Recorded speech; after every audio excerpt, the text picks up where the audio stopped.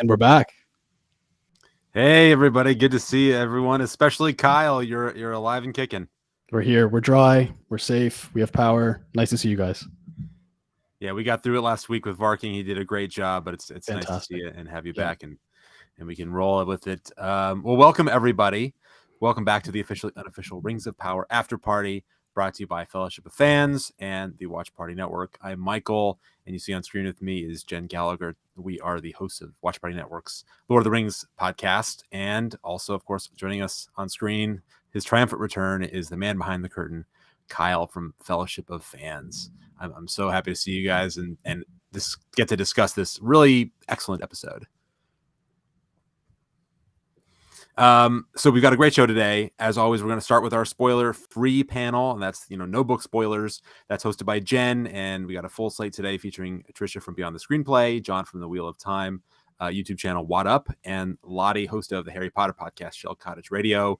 And as a reminder, that panel, they're all kind of relative newbies, so they're just going to be looking at the show from a fresh perspective. They're going to look at the cinematic elements, analyze the screenplay itself, the writing and the characters and the acting, and not going to worry about the lore too much. We're going to save that for our second panel, which is hosted by me, and we're going to have Strider from Fellowship of Fans, and we're joined by Dan from Voice of Geekdom and Kai from the Kai47 YouTube channel. So that will be a really excellent panel as well.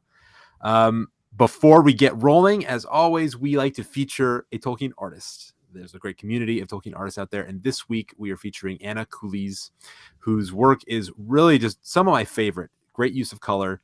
And we're going to be raffling off a couple of her pieces. She's generously donated 2 pieces. And actually the winner of today's raffle will get to go to her Etsy shop and pick any two items from her shop. So, while we're chatting here, head over to her shop. We're going to put the links up in the chat and in the show notes later as well. So you can go check out all of her great work and just sort of peruse through it, find a couple that you like, and the winner of today's raffle is going to be able to get that. So to participate in the raffle, just send us a super chat. Each dollar you send to the super chat will be 1 raffle ticket. We always have pretty decent participation, so I think you really want to get in there this week. We already got a really generous super chat right at the beginning from Steve Sadler. So thank you, Steve. You are, definitely in the running so far, but we encourage everybody else to get in there and support Anna. And if you don't win the raffle this week, that's fine. Go and support her anyway. She's got a great discount code. It is Fellowship. Let's see if I can remember what it is. ROP Watch Party. So if you use the discount code ROP Watch Party at Anna Cooley's Etsy shop, you'll get 10% off. So please go support her. All right, so we're going to roll into the spoiler-free panel, and we're doing something a little different this week. We've tried to do live call-ins, and we've been doing it through Discord, and we've had a few people call in, but we found it to be a little bit clunky. You have to log into the Discord, go to the right channel, all that. So there are a few steps. So we made it a little bit easier. We've got a call-in number. You can call in from your phone, and Kyle's going to put that up here, and call in anytime. And Kyle will answer the phone. He'll find out what your question is. And as soon as there's a natural break in the discussion from the panel, we'll get you on the air. You can ask your question, make your comment, and the panel will address that. So we're making it quite a bit easier for you. Literally like a radio call-in show. Just call in from your phone, and we'd love to chat with you. We really want this sort of live interactive component. If you don't have a phone and you're just doing it through the chat, that's fine as well. We'll be calling out super chats and your comments in the chat as we go along as well. So without further ado, I think we can hand it off to Jen and the newbie panel to discuss episode 6. All right, let's get our newbies pulled up here. We have an action-packed episode to get to, so I'm going to introduce all of you at once this time, and then we will just jump right into it because I don't want to waste a single second. So welcome, John, Lottie, and Tricia to episode 6 of our newbie discussion. Hello. Hi, how's it going? So this week, it was very refreshing, in my opinion, to watch one storyline play out. We got to follow the Southlanders from start to finish. It felt very coherent. It was exciting. So much happened. We also blended 2 storylines. The Númenóreans came to the rescue of the Southlanders in what seemed like a triumphant moment. But alas, We had a certain mountain erupt at the very end. So eager to get your one-word reactions. Let's start with John this week. Oh, I'm going to have to be a little cheeky and say explosive. Yes, indeed. Explosive. Yes. Any ideas? In the spirit of being spoiler free, do we know which mountain exploded? Can we Surely say that? Mount Doom? Surely? It's gotta Mount be- Doom. it- All right, it's good. gotta be Mount all Doom, right. right? We're tracking. All right. Yeah. Perfect. All right, Lottie, let's go to you. Okay, this week I picked an actual reaction word because the last couple of weeks I always I think I summarized the episode more, but this time I went with roller coaster because I was locked in. I was sitting next to Ez. We were watching the episode, and I was just commentating the whole time, no, you can't do that. Oh my god, what's happening? I can't watch that. Oh, look at those two, they're cute. And then, oh, I think I'm crying. So yeah, that was a really, really fun episode for me to watch. Yes, a lot of peaks and valleys, emotional roller coaster. All right, how about you, Trisha? My word's very similar. I'm just gonna go with twisty. There were some reversals here that I actually didn't see coming. I don't know. This show felt like a show, or it felt like a sequence from a movie almost. We can get into it, but it reminded me so much of Helm's Deep, and I was like, it's one of the best sequences in the original trilogy, and I was just like, this is the kind of narrative cohesion that I've been longing for the entire show. Like, I feel like up until this episode, this felt so much like a TV show to me. And, by its nature, it's an ensemble TV show, which means it's kind of scattered. And the way that it's intercut, we don't get to spend a lot of time in any one of the storylines, which again makes it feel maybe uneven.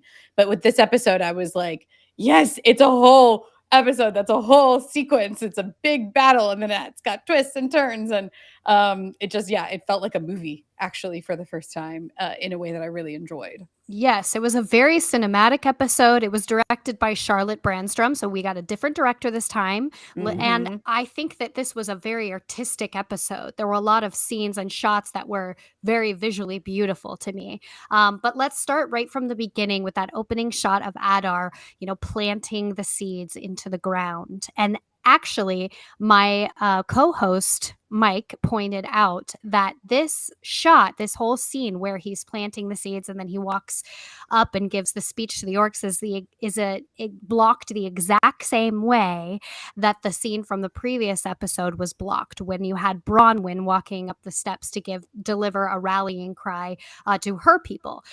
So let's start with this scene. Thoughts, reflections, ideas about Adar. Lottie, let's go to you. Yeah. So I'm just gonna start talking a little bit in general about Adar and his relationship to the orcs, because this episode is very interesting. What we hear, and later on his conversation with Galadriel and everything. But we can see he wants to be a creator of something. The orcs are his babies, if you want, and His children. we see and babies is maybe not the right word, but also I was wondering, question for everyone, are there female orcs? Because he says brothers and sisters, and I was wondering, if if That's there's a great question. But what does who everybody knows? think? I mean, that was my exact reaction when he said that. I was like, I'm sorry, women orcs, what? And then I wondered if he was addressing also the villagers, right? Like, we know that there were female villagers that were probably there. So I kind of supposed he went with that. I don't know how orcs are made. I know how the Uruk-hai from the original trilogy are made. It involves trees and some kind of big industrial process. sacks. Yeah, exactly. But they don't seem like they are born per se from like female counterparts in their species. But I don't know anything about these orcs, and so I kind of assumed that he was talking to the female villagers, but I could be wrong. Okay. No, yeah, that's a good point actually, Trisha. I think you might be right. And I think because they actually took in the villagers, because some of us probably expected, oh, they might, give up and say, here we are, we, devote ourselves to you guys, but then they're gonna just kill them but they didn't. They took them in. They made them one of them.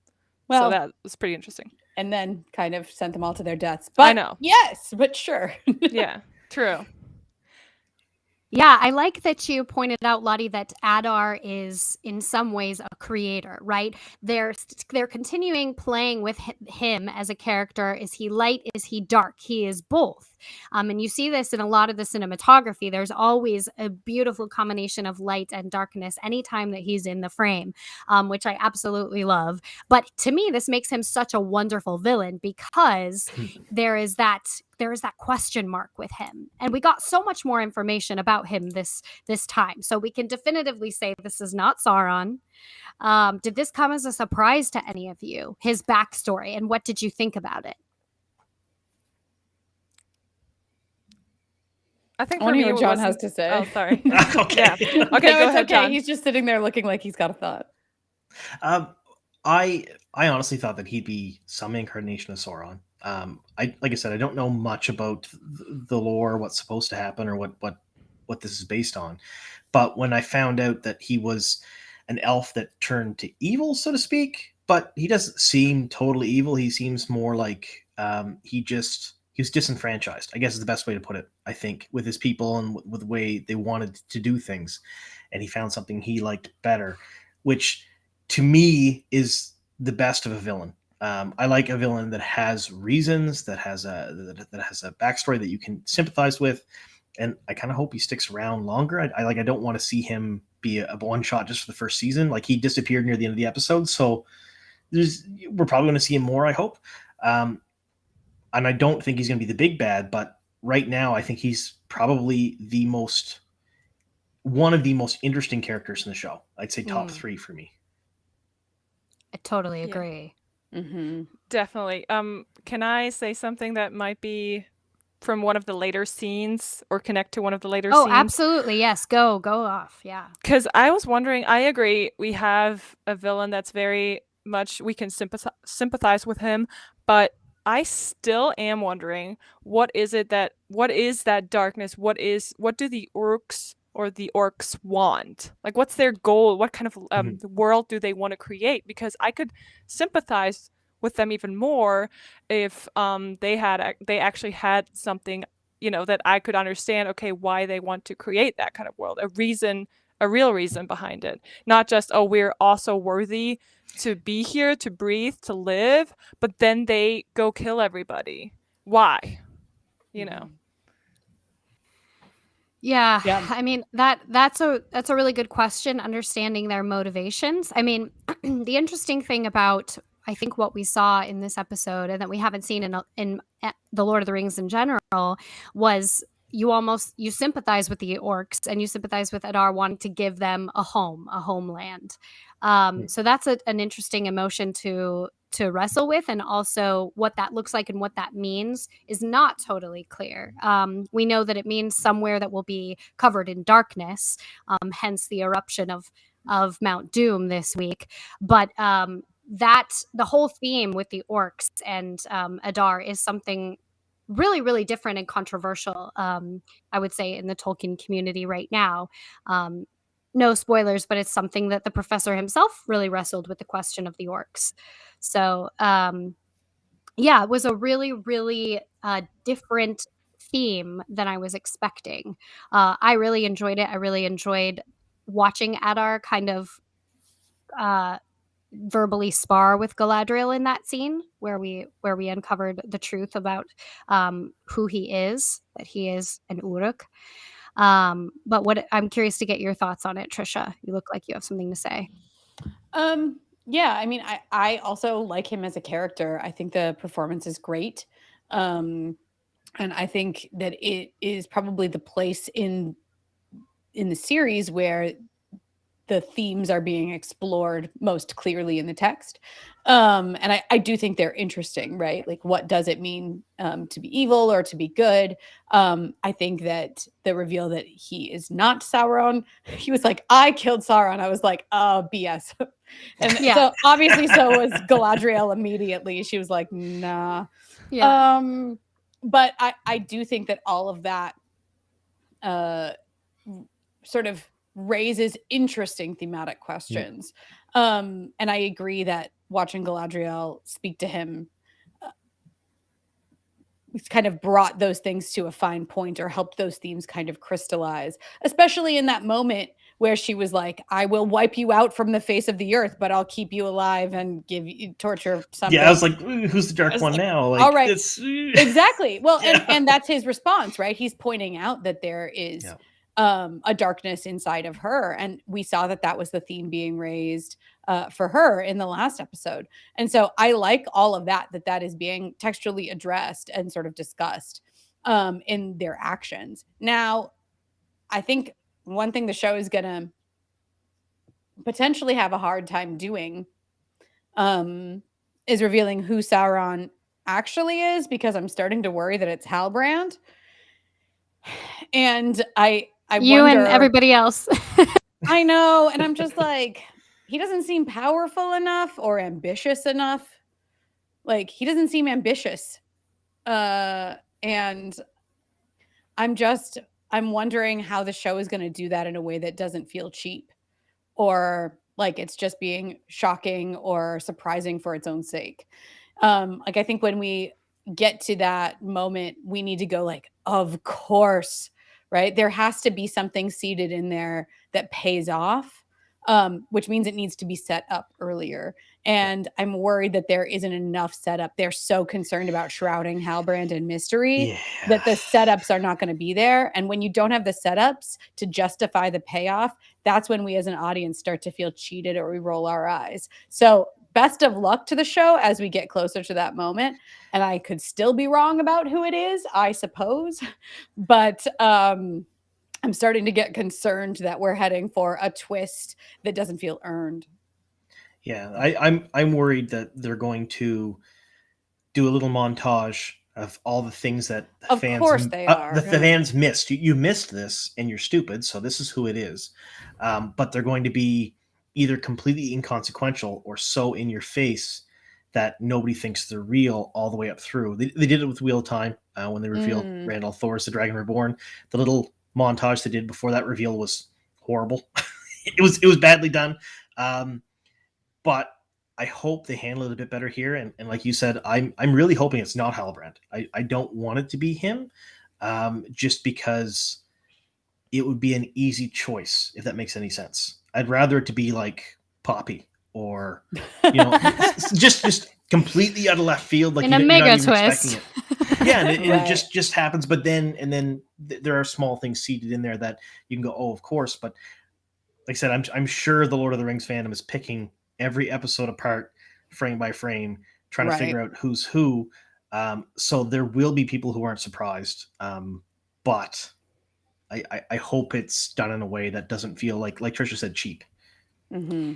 Right. Well, the topic of conversation is Halbrand Sauron. In the exchange that we got this episode with Galadriel, people were also saying that seemed romantic to them, like there was some romantic tension, perhaps.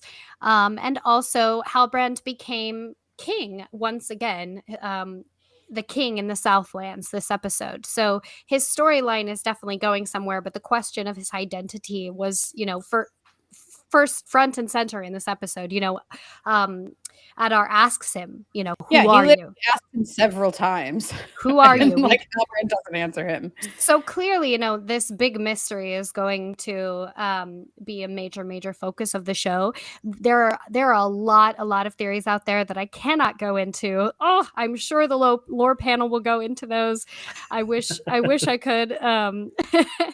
But for the sake of this panel, I'd like to move to some of the other elements of this show.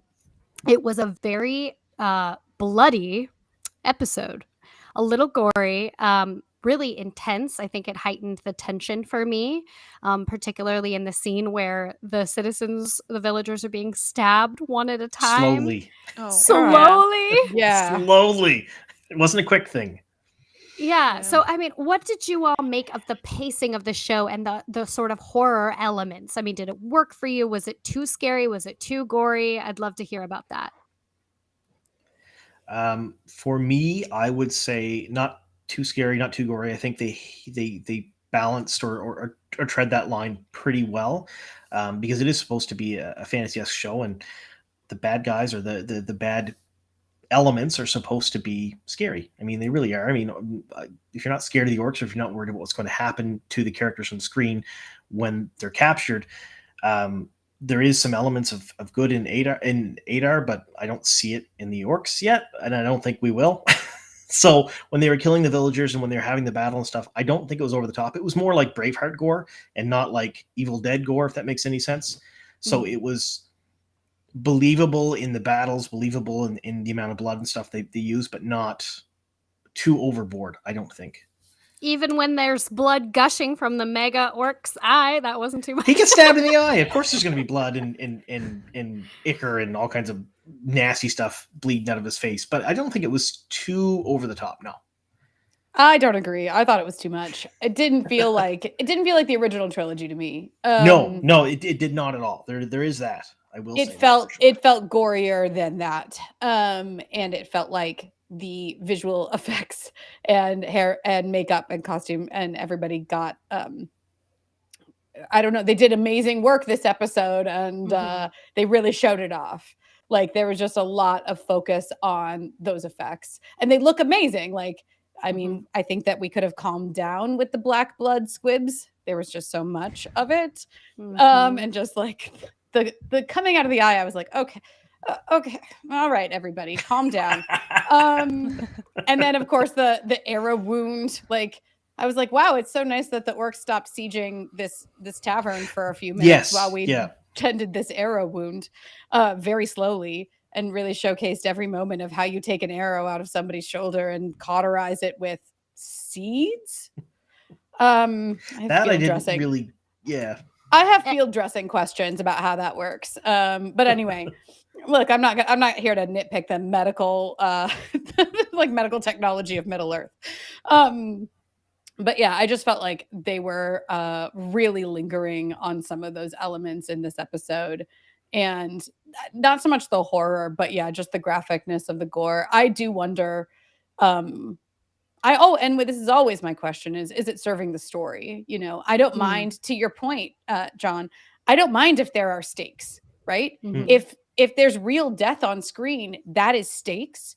And I think that it's appropriate to have real death on screen, and it can even be awful, right? Seeing villagers get stabbed is awful. It does create that tension that you are going for, but it's how it's treated, how it's framed, how it's edited, that really communicates, is it being gratuitous for its own sake because they are trying to be entertaining, or is it really serving the story? And is it doing like as much as it needs to do and no more? Or is it just trying to, again, I think I mentioned this in the first episode of the second one. Is this being gory because being gory is trendy right now, and it's trying to be a relevant, trendy show? And this episode kind of strayed into that territory for me. I will say that I will wholeheartedly agree. There was probably an Amazon exec with a clipboard on the side with an explosions per minute or a gallons per blood per minute metric there saying we have to meet this, so more okay, that's enough. With any more, it's an MA rating, we can't do that, and we'll put more black blood in because the ichor's not quite there for it. We can do that, we can do more of that, just like they did with Werewolf by Night. They made black and white, so they kept it under the MA rating because it was black and white. They didn't show the color. I do agree that they probably did that because they know that this is going to sell, people are going to like this, so we're going to do that. I didn't so much because I really do enjoy horror movies and films, especially a lot of the older ones from the 70s and 80s, and they were just buckets of blood. That's all they did. They didn't have much story. But yeah, no, I do agree with you that someone probably somewhere said, this is going to sell. This will do really well for sort of a mid-season. Let's do this. Yeah. As you said, it was our Helm's Deep. I want to go to Lottie. Lottie, thumbs up or thumbs down on the scene between Bronwyn and Arondir, where they finally share a glorious kiss neath the tree. I think I just made it obvious how I felt about that scene. But I'd love to get your thoughts on that scene. I like that scene a lot. I think they did a good job on that. It was not too cheesy. It was not. I liked that we get a glimpse of Arondir and his background as a planter and his knowledge about that. I like that he kind of wanted to promise her, once this is all over, we're gonna start finally, we kind of confess our feelings here. We're gonna start living as a family, hopefully somewhere else. And then it's so sad because we know it's all gonna, it's not gonna be that way for a long time if they both even survive. And who knows what happens to Theo, because I don't think he's done with the darkness yet. I get major like Anakin vibes from Theo. Totally. But yeah, no, I love that scene. I love that scene near the tree. I think it looks super pretty. Also how you have it pulled up here.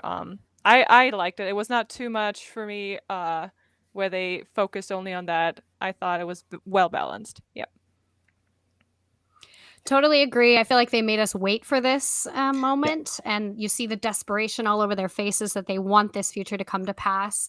So it was a very satisfying scene, in my opinion, to get just a little bit more of their relationship, a little bit more of them one-on-one, finally getting to share a longer conversation. Do you guys have thoughts about this scene, John or Trisha? I liked it. I like the fact that their relationship isn't front and center. It's not the core of their characters. I like that it took till episode 6 for them to kiss on screen, and there was always that tension between them. But I'm also a big fan of K-dramas, so I like Attorney Woo, Crash Landing on You, where it takes a slow burn of maybe 7 or 8 hours before the main characters even hold hands. I enjoy that stuff. So I really like that they leaned into that side of it with these two characters rather than a lot of traditional stuff where it's passion from the beginning. So I thought building up to this and having that small, sweet moment between the two of them was really, really well done. Mm-hmm. I mean, I have my same questions about this relationship that I've had from the beginning, which is that no one has raised the point of like, hey, but also you're immortal and I'm not. And this is also very socially taboo in our society. And I sort of wish that would have been said, even if they choose to ignore it. Like, even if someone's like, but what about, well, I don't care. Well, okay. Like, even if that is where it goes, I think it still needs to be a point that's raised because it explains why it's taken this long to get to this point. And if, if the point is, well, we're in the throes of battle now, who knows if there's a tomorrow, we might as well like be together, then great. But I just felt like it should have been said. I do appreciate Bronwyn's cloak. Look at that. Look at that. I was gonna say she finally got a cloak. I was like, wow, it actually doesn't look as cold in this scene, but at least she's got a cloak now.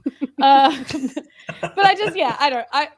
I'm mainly joking about that, but I just think it's again, I want to know what the stakes of the relationship are, right? And if those stakes are going to be ignored because of the dire situation that they're in, then great.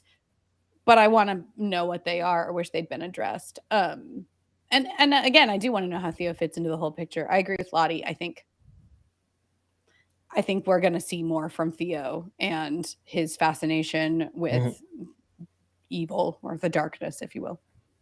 Yeah, that was definitely, I like the comparison with Anakin. He's an Anakin figure because he says at the end, it's not just, that I feel ashamed or these things. I felt powerful when I had this sword in my possession. And speaking of the sword, I thought that was a pretty good twist that the sword was a key and that Waldrig plugs it in and Mount Doom erupts. I think that this was also something people were a little annoyed about. They didn't understand how this all went down. I wasn't very annoyed that we didn't get the whole backstory of the creation of this, how Sauron went about it. I thought it was kind of a cool twist. What did you guys think of this reveal and the way that Mount Doom was created, which was obviously the grand finale of this episode? I totally missed how Adar says to Waldreg, "Hey, I have a task for you." And we watched the Mhm. episode twice. I missed it twice, and then I was like, "Did he already?" And we went back, and as showed it to me, he pointed out, like, there it is, right when before the Numenorians arrive, and I just would have missed that a couple of times. But yeah, I thought it was I totally didn't expect it, and I totally didn't expect to have such a major event happen at the end of this episode again. Like a little cliffhanger, yes, but not this. No, not at all. I didn't expect Mount Doom to be created this way, and I wasn't upset at the way it was done. I'm sure there's a whole lot of reasons why this shouldn't have happened. But I wasn't upset. I mean, visually, it looked really, really cool on the screen. What I was more upset about was how stupid the characters acted. So Galadriel, Halbrand, when they were chasing Adar, they were chasing him because he has an item that they can't lose. Get the item. That's what's important. That's what Arondir told them. Get the item, and they did. And they looked at it, and it's like, oh, it's wrapped in a cloak. We're okay. We're not going to open this for 3 hours. We're not going to check on this to make sure we have what we're supposed to have. And then Arondir hands it to Theo, and he opens it up, and it's the axe. And I was like, I knew that was coming because they set it up that they were going to give it to Waldreg, and I assumed he was going to run away with it. I didn't think he was going to make Mount Doom happen, but so the whole time I'm just waiting for them to open it. And I'm like, you're going to open it now? Are you going to open it now? What's in there? Is it a stick? Is it like what's in there? And then when he does open it and it's the axe, I was like, there it is. Too late. That's what annoyed me the most. I think that was the most annoying thing about the entire episode was that sequence. I loved how all the pre-planning and stuff went into maybe making the mountain, and they were trying to get the sword as the key the whole time. That's what they're looking for. But I didn't like the fact that the characters weren't concerned about what they were told was the most important thing. So that was just me. Yeah, I bumped on that too. But along with Lottie, I also missed what was essentially the handoff of the real sword. And so I kind of didn't see it coming for that reason, where I was like, well, they were in the tavern. The sword was in the tavern. Then the elves all rode in, and the Numenorians, and then that was that. And then so I kind of didn't see how it had gotten out of there. And so it mostly worked on me as a reversal. I had, geological questions about how the volcanic eruption worked. But I did think it was a good way to end the episode where it signals that there's like much greater impact than, the scale of this battle is over like a village and a handful of villagers. And then the volcanic eruption basically just explodes the scale of the action and what's happening and the impact it's going to have on Middle Earth.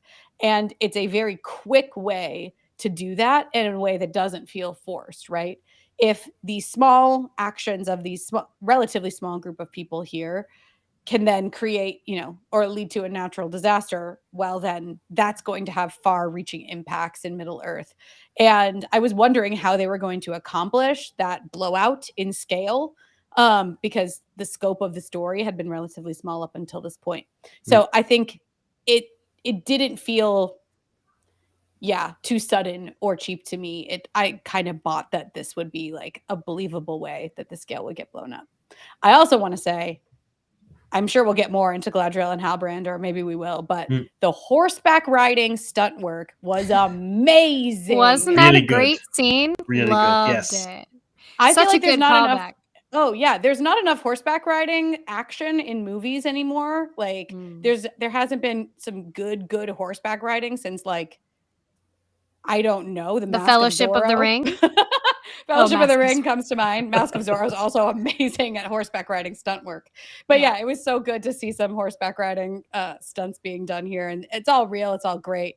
So really appreciated that aspect. It's one of my favorite things that doesn't happen often in film. So yeah, that was a beautiful scene, and it was so much like the scene where Arwen's riding through the trees being chased by the Nazgul from the Fellowship of the Ring, which Totally. I think you all have seen. Yes. That that was a really, really nice callback. And they like to do that. They like to do a lot of Jackson film callbacks. They also obviously, Oh, yeah, there it is. include, there it is. It's beautiful. And she's whispering to the horse, and she's, going, the camera's moving very fast, switching angles. It was cool. It was very it was fun to watch. It was beautiful. I love the choral music in the background and the orchestral music. Mhm. The music Mhm. in this episode was chef's kiss, beautiful. But I do think Galadriel in this episode shined for me. I think her conversations on the boat were really great when she's talking with Isildur, she's talking with Elendil. Even though that's a brief scene, I felt like we finally got, Galadriel connecting on a human level.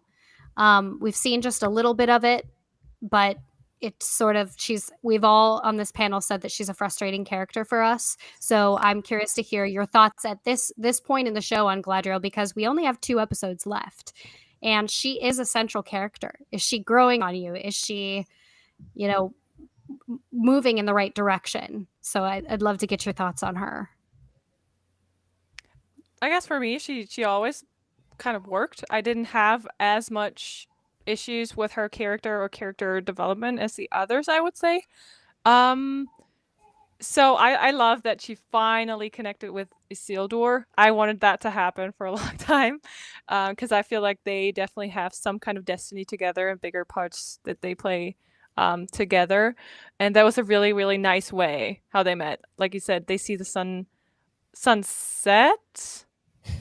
I'm confused, because then after that, his father comes in and talks about the sun, and I was confused because I didn't know if it was the sunrise or sunset anymore. Anyway, but she sees the land earlier than him, and I love how he says, "I'm not here to be humbled. I'm actually just wanted to get away." He's super honest about it, even though it feels like that's something he should have said in front of Galadriel. Everyone is impressed by Galadriel. We see Theo even asks, "Who's that?" Isildur is impressed with her. So I like now she is this character who everyone kind of knows that's someone special. She has an aura that's special. But at the same time, then we get this conversation with Adar where we see a very dark part of her, where she does the exact same thing that Adar did earlier. She threatens to hurt the people that he cares about to get what she wants, and that's the exact same thing they did. And that's where we wonder, okay, is she better? And when she goes on that path of, I'm gonna kill every single one of your children, and I want you to watch it. Like, I don't really, that really didn't make, I don't know. For me, I was a little disappointed that she said that, but it works for the show because we want to see, I guess the main thing we want to see at the end is that, or learn from it, is that the light cannot really exist without the darkness. And that's what she kind of represents to me. Right. How far into the darkness will she go to protect Yeah. what she loves? They're definitely harping on this theme. Galadriel for you, John. For me, I never totally hated her character, but she was definitely not a favorite up to this episode. She felt very flat, I guess is the best way to put it, very 2D. She was very single-minded in her purpose and she's kind of annoying to watch, I think, in the episodes preceding this. But this one fleshed her out in my mind a whole lot. Like you're now seeing different sides to her, different aspects to her. You're seeing a bit more of the rage burning inside, as well as some of the tenderness with, like Lottie said, with Isildur. I enjoy her character a lot more after this episode than I did before it. So I think they did a really good job in fleshing her out a bit. Yeah, she's growing on me, and I've never had a problem with her personally. It's a bit about the arc for her character and whether or not it's there. I think I mentioned this maybe in the second episode, but when we talk about a character arc, it's a move from a thesis, a way that the character sees the world, typically then to an antithesis where they swing too far in the other direction. They decide that their first worldview was wrong and they're going to go too far in the other direction. And then by the end, they come to a place of like balance and kind of peace where they realize that they weren't completely wrong from the start, but there's been a definite change. And they've realized they've taken something else into account and kind of used that to balance their worldview. So I do actually see this as being a move toward the antithesis. I think we're going to get a lot more darkness from Galadriel. Mhm. And she is sort of moving then from this thesis of like, I am completely good and I am fighting evil, with a single-minded sort of fury that can't be contained, to I'm going to become the evil I am fighting. And then hopefully back to this kind of synthesis that we'll see at the end, which leads her down the road to where we first meet her in Fellowship. So I think we're getting closer to that arc. I wish there was a bit more. I wish there were a bit more moments for us to see these character movements in action rather than only in dialogue. I Mhm. still feel like in the action sequences, she's this like infallible, infallible goodness. Like we saw her fighting this battle and she's like being as heroic and perfect and brave as anybody could ever be. And I sort of wish that the inner darkness that we're seeing coming out in this conversation with Adar, I wish we would see that come out in other moments during action sequences. Like if she has this inner darkness, I wish that maybe she had considered letting Halbrand kill him, right? She talks Halbrand down from killing him, like, again, with this sort of single-minded purity to her, and then immediately almost does the same thing, and it felt like too hard of a switch. If she had considered earlier, like, okay, actually, maybe he is evil, or maybe we should just kill him, or some other moment earlier in the battle where we saw this inner darkness coming out, it'd be nice to get those character moments in action as well as in dialogue. Mhm. Mm. Yeah, and I mean, I think they have tried to paint her as definitely very flawed in the way that she's so pushy and headstrong and really strong arms people into doing what she wants. I mean, she strong armed Halbrand into doing exactly what she wants to come back and be, king of the Southlands. But I think you're right in that we could use a little bit more of that with her, and that would sort of help us to understand her a little bit more, because she is the most controversial character in this series. That's just the fandom is totally divided over it. Like, do we love her? Do we hate her? And so I think it's good to get people's reactions, and hopefully we are going to see her evolution and see her arc play out. And as you said, Trisha, swing back to that middle ground just a little bit more. Well, Go. and as I mentioned earlier, I think there still could be a little bit more soul searching from her personally, where we see her question whether or not she's doing the right thing. And we get a little bit of this in this episode, which I appreciated. But again, if you had a moment where she gives in to this sort of like her hatred of evil, if you will, and behaves in a way that is darker or more violent than she had intended or whatever, she gets carried away by her zeal, then a moment of reflection like, oh my God, I didn't mean to go that far. Is this really the right way? Or if we see the result of Adar's comment to her of like, oh, who's dark now? Instead of having Halbrand hold her back, why not have her realize, oh yeah, you're right. That's not who I am. That's not the person I want to be. Yep. So a little bit more of the internal conflict, I think, would also be good here. And then the fandom would mutiny when Galadriel, she would never do that. No. I want to get to some of the fun, surprising twists in this episode before we have to wrap up. What did you guys think about the reveal that they've been, the couple of twisty turnies, as you mentioned, at the beginning, with the villagers being the ones who were sent in? That was our first twist, so we'll go there. For me, not totally shocked at all.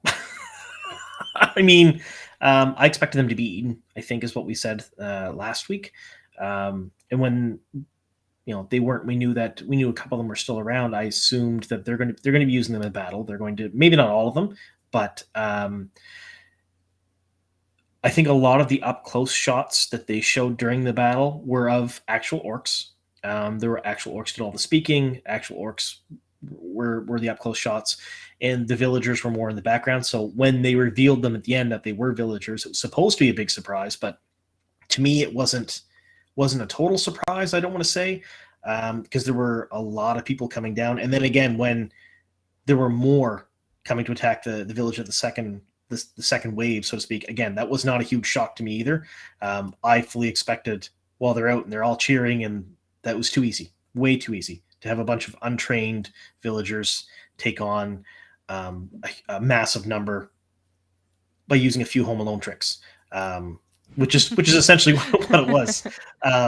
But I didn't personally think that was a huge twist. I kind of expected it to happen.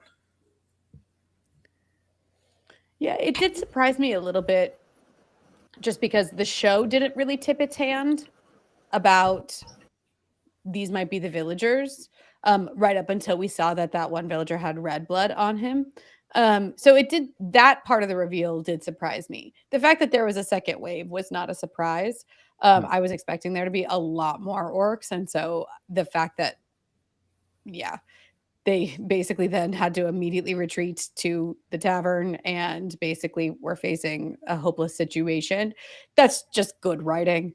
But I do like the twist of, oh my God, this is my neighbor that I've killed, right? This is somebody I knew. Yeah. This is somebody that I grew up with. I did find that affecting. Yeah, that was nice. Well, nice is probably the terrible word to use there, but... Yeah, I like that we're supposed to learn from something from that, aren't we? That thing where we wonder, aren't we just all fighting our own somehow? Aren't we all somehow connected in this world because we're sharing this world together? What for me, it was one of the things that didn't seem. I think the reveal that once they're all dead, then they discover it. I think if I imagine villagers never really fought their own before, they just a few days ago said, okay, I'm going to give in. I'm too scared. I'm just going to fight with the bad guys right now. I feel like in battle, if they're facing death by their own, I think some of them would have just removed their helmet and said, it's me, please don't kill me. Because that's what, for me, made it more less realistic that they just found out at the end. But I see how it works well for the surprise moment, and now we have to fight the real orcs in a few hours. So yeah. Speaking of real orcs, this was my co-host of Watch Party podcast, the Watch Party Lord of the Rings podcast, and I got into it about the Hulk orc scene. I did not like it. I thought it was way too long. So question for the super chat and question for the panel. Hulk orc fight scene, thumbs up or thumbs down to Marvel movie, or did it work for you? You liked it? You enjoyed it? You mean the orc that didn't have any weapon? He didn't have any weapons. He just used his own body. And yes, when he's beating up a reindeer. Way too long. I agree. Yeah, same thoughts during the show. Yeah, and I was like, wow, so lucky for a reindeer that he didn't have any weapons. Yeah. I felt like I was watching 300 with the behemoth, almost exactly the same character. That's what it seemed like for me. But yeah, no, I agree with Lottie. A little too long. Very lucky for a reindeer that all he wanted to do was pick him up and toss him into some things. I think it would have been good if they used him a little bit differently, but I know why they did it. I guess it probably cheaper to show a fight between one of the main characters and one person than a huge battle scene. Someone in the super chat said Devil's Advocate says if Bronwyn would have died after saving him, that would have hit a little bit harder. It would have packed more of a punch. Oh, that's brutal though. I'm so glad Bronwyn didn't die. It's too early. I think it's too early personally for Bronwyn to kick the bucket. Yeah, I mean, I agree with that, and I'm glad that it didn't go down that way. Although there are some silly little tropey things in here that I bumped on that are just like film tropes. And one of them is a shoulder wound. Like I was like, oh, it's a shoulder wound. Everybody, she's fine. It's fine. Everybody gets Yeah, shot in the shoulder. They're okay. So there's that. She'll be fighting next episode. She'll be fine. Yeah, no, she'll be totally fine. Shoulder wounds are not real in movies. And then also the like one really big guy. There's always one really big bad guy, right? There's like Indiana Jones always has to fight one really big Nazi who just loves fist fighting. Like that's his deal. And that's how this felt to me also. I actually liked a lot of the choreography itself, but the fact that they shot a lot of it in like a oneer, right? The necessity of doing like a one shot, one take, there was a long oneer in there, means that it has to be stitched together and CGI'd. Because the only way to show it in one shot, if it were stunt work, you'd have to show it you'd have to cut it. And the fact that it's a oneer, and not a oneer with a static camera where the camera's back and we can kind of see the entire fight choreography like you would do in like a classic kung fu movie or something. The fact that it's a oneer with the camera zooming around them immediately signals to my brain that this is CGI, and that's when I start to bump on it. And so it's not the choreography that I didn't like or even the tropiness of it, although I did bump on that. It was the decision to do it a lot of CGI to stitch that together to get that long oneer and zoom around them with the camera and everything. So it helps. It helped that they did it at night, so they could yes, kind it of does always disguise help it. to do it at They night. can muddy it a bit, but yeah, no, I understand. Yeah. Well, panel, I think we're nearing the end. But before we let all my fantastic newbies go and turn it over to the lore panel, I want to get predictions. So let's stick with actually, you could do predictions about anyone. We can include the people we didn't get to see in this episode if you like. But predictions for what happens next, either with the characters or the story, either one, any of them. Let's start with John.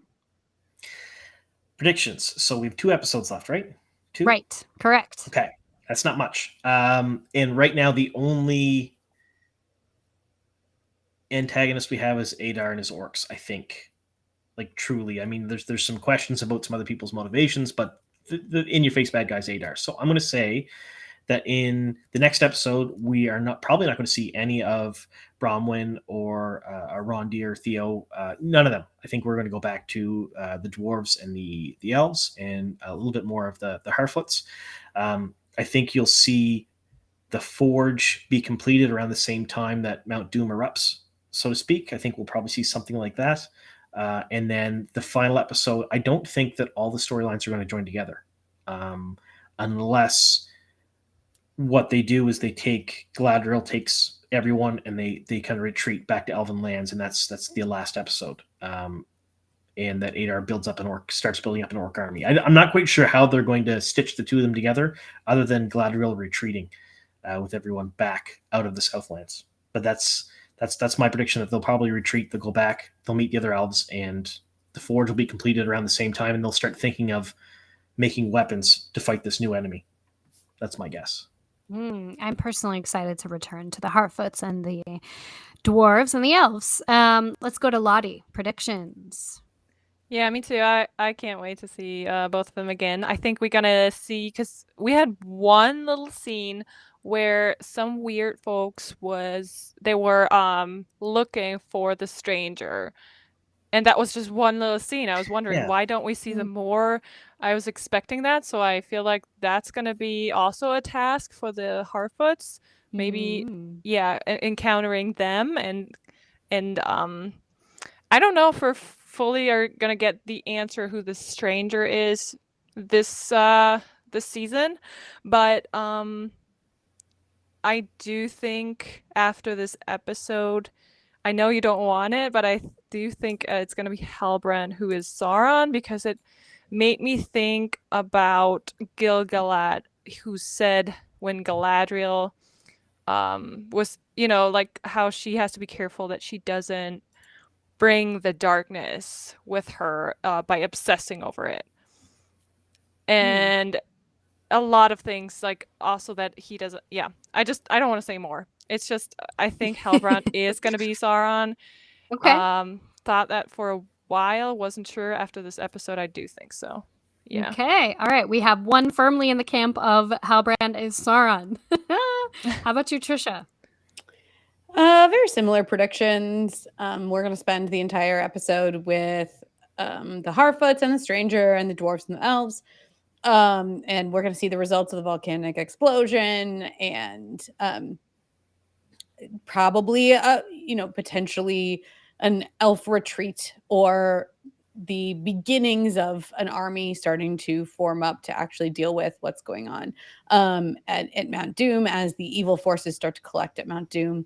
Again, I also am pretty sure that Halbrand is Sauron, which I'm already worried about. But we have we could also be two wrong. Halbrand is Sauron. Wow.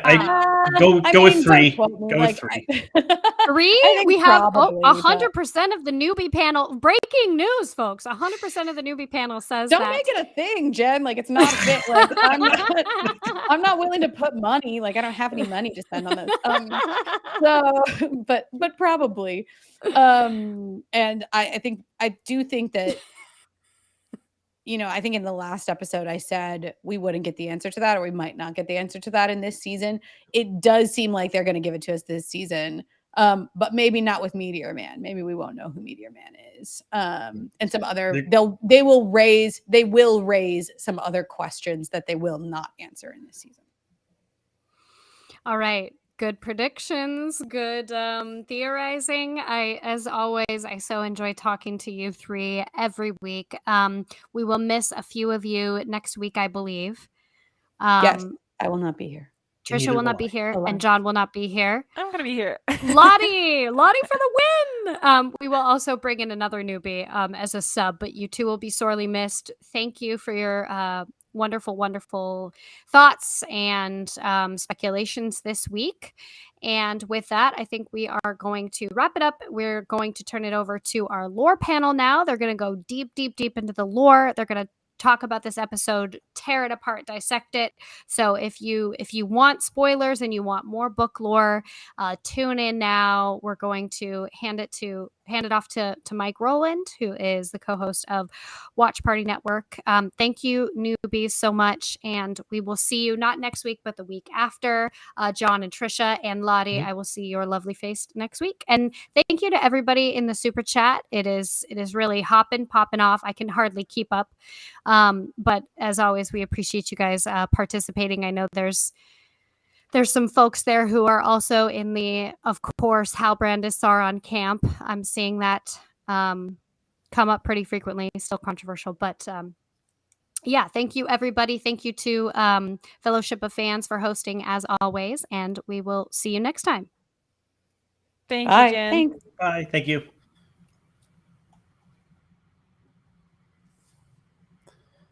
All right. I cannot believe that panel. That was so great.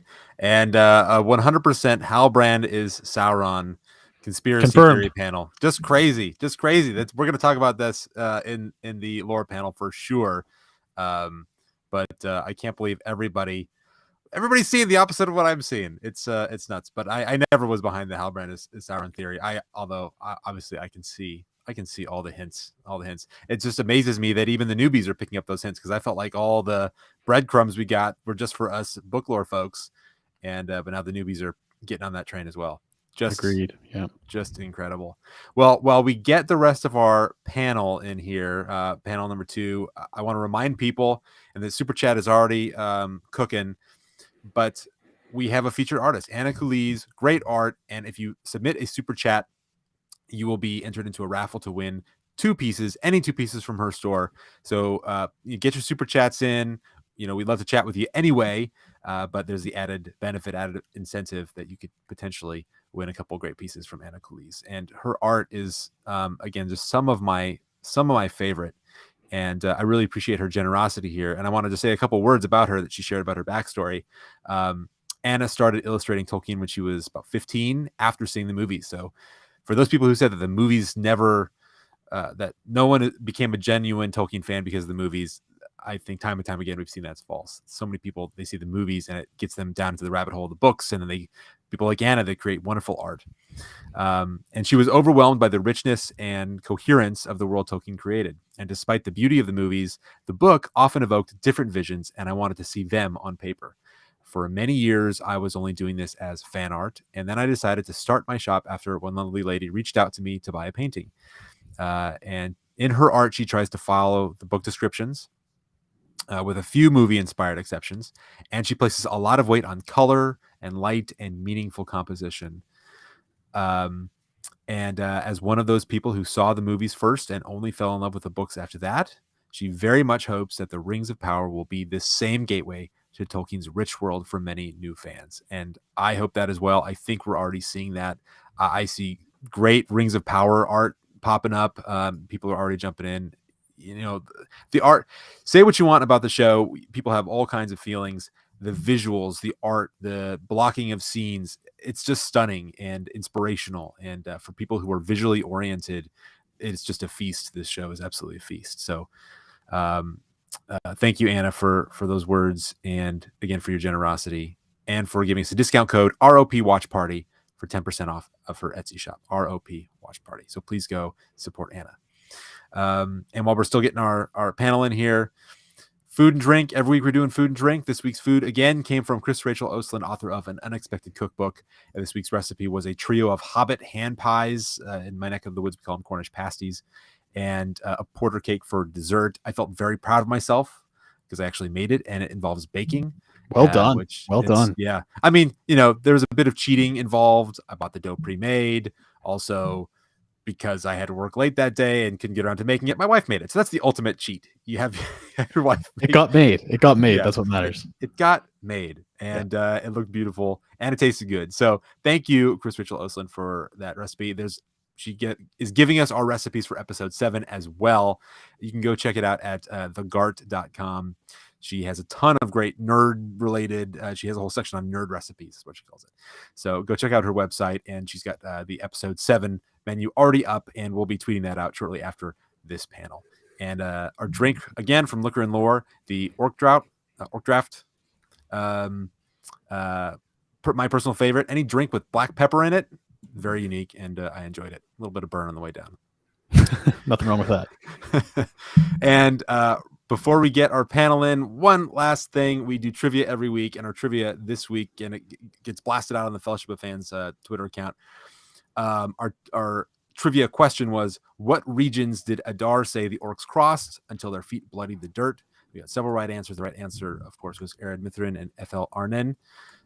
Interesting. FL Arnen is kind of a creation of the show, not a place I'm familiar with, but a composite of different, Elvish words. And we had several right answers. And so, we reached into our grab bag, and the winner is Harabrand of Rohan. So Harabrand of Rohan, we will reach out to you and get you our sweet shirt that we've been giving out every single week. So I think we're ready. With the correct spelling. With the correct spelling. We'll I sure can't believe after correct. 6 weeks, I know. nobody caught that. Nobody millennial noticed. was misspelled. Nobody noticed. But we We'll haven't fix it. ordered them yet, so we will fix it. We got time. Eldar Millennial. We got Eldar right. At least Eldar we spelled correctly. That's the whole We're halfway point of the there. joke. Yeah, halfway there. One letter here, one letter there. That's and frankly, spelling was never a strong suit for millennials, right? That's a great point. Maybe Good point. it's all part of the joke. It's all part of the joke. It's all in there. All right. Well, we got our great panel in here right now, and people, we're going to do call-ins. So we're going to have a call-in number. Call in if you want to get your question in. You can do it live on the air, and you can ask these excellent folks. We got Dan from Voice of Geekdom. Hey, Dan, thank you so much for joining us. Hey, Michael. How you doing? I'm doing great, and you are busy. I want to plug this. On your channel every Saturday, you were doing a similar live stream where you were breaking down each episode. You go really scene by scene, and so there's great detail. You don't leave any stone unturned, and you always have a great panel. So thanks for making the time. I know it's busy for everybody who's doing Tolkien stuff right now, and I appreciate you coming on our stream as well. Yeah, I always enjoy coming on this channel. And we've also got Kai from the Kai 47 YouTube channel. Thank you so much for joining us, Kai. Thank you for inviting me. It's an honor to be here, really. Great. And you're just pumping out material as well. Almost a video every single day, really deep dive. So I appreciate what you're doing. And Kyle, I know we're supposed to have Strider from the Fellowship of Fans crew joining us. I don't see him yet. But it looks like I'm seeing in the Discord that he's just a few seconds away. So he'll be joining us shortly. But why don't we go ahead and get started? We like to start every panel discussion with just kind of I want to hand it to you and have you give me your general thoughts, but I want you to do it by picking one word that sums up the episode for you, your feelings, your emotions, what your sort of visceral response was, and explain why you chose that word. So why don't we go ahead and start with Dan? Okay, I'm going to go with climactic, because this episode felt like a bunch of storylines sort of converging and a big kind of event in Middle-earth history to top it all off. So it was really a lot of things coming together. It felt like the end of the beginning. And so we're going to have a couple of episodes of epilogue of this first season, and we'll get kind of, I think as the previous panel was saying at the end there, we'll get some kind of more questions teased and a few questions answered in the next two episodes. But this one felt like a lot of things coming together. And yeah, really enjoyed this one, actually. Yeah, me as well. And before we get Kai's, I see a question in the chat that I want to catch before I lose it. Michael, can you show the photo published on the IG account of the TV show announcing the final episode?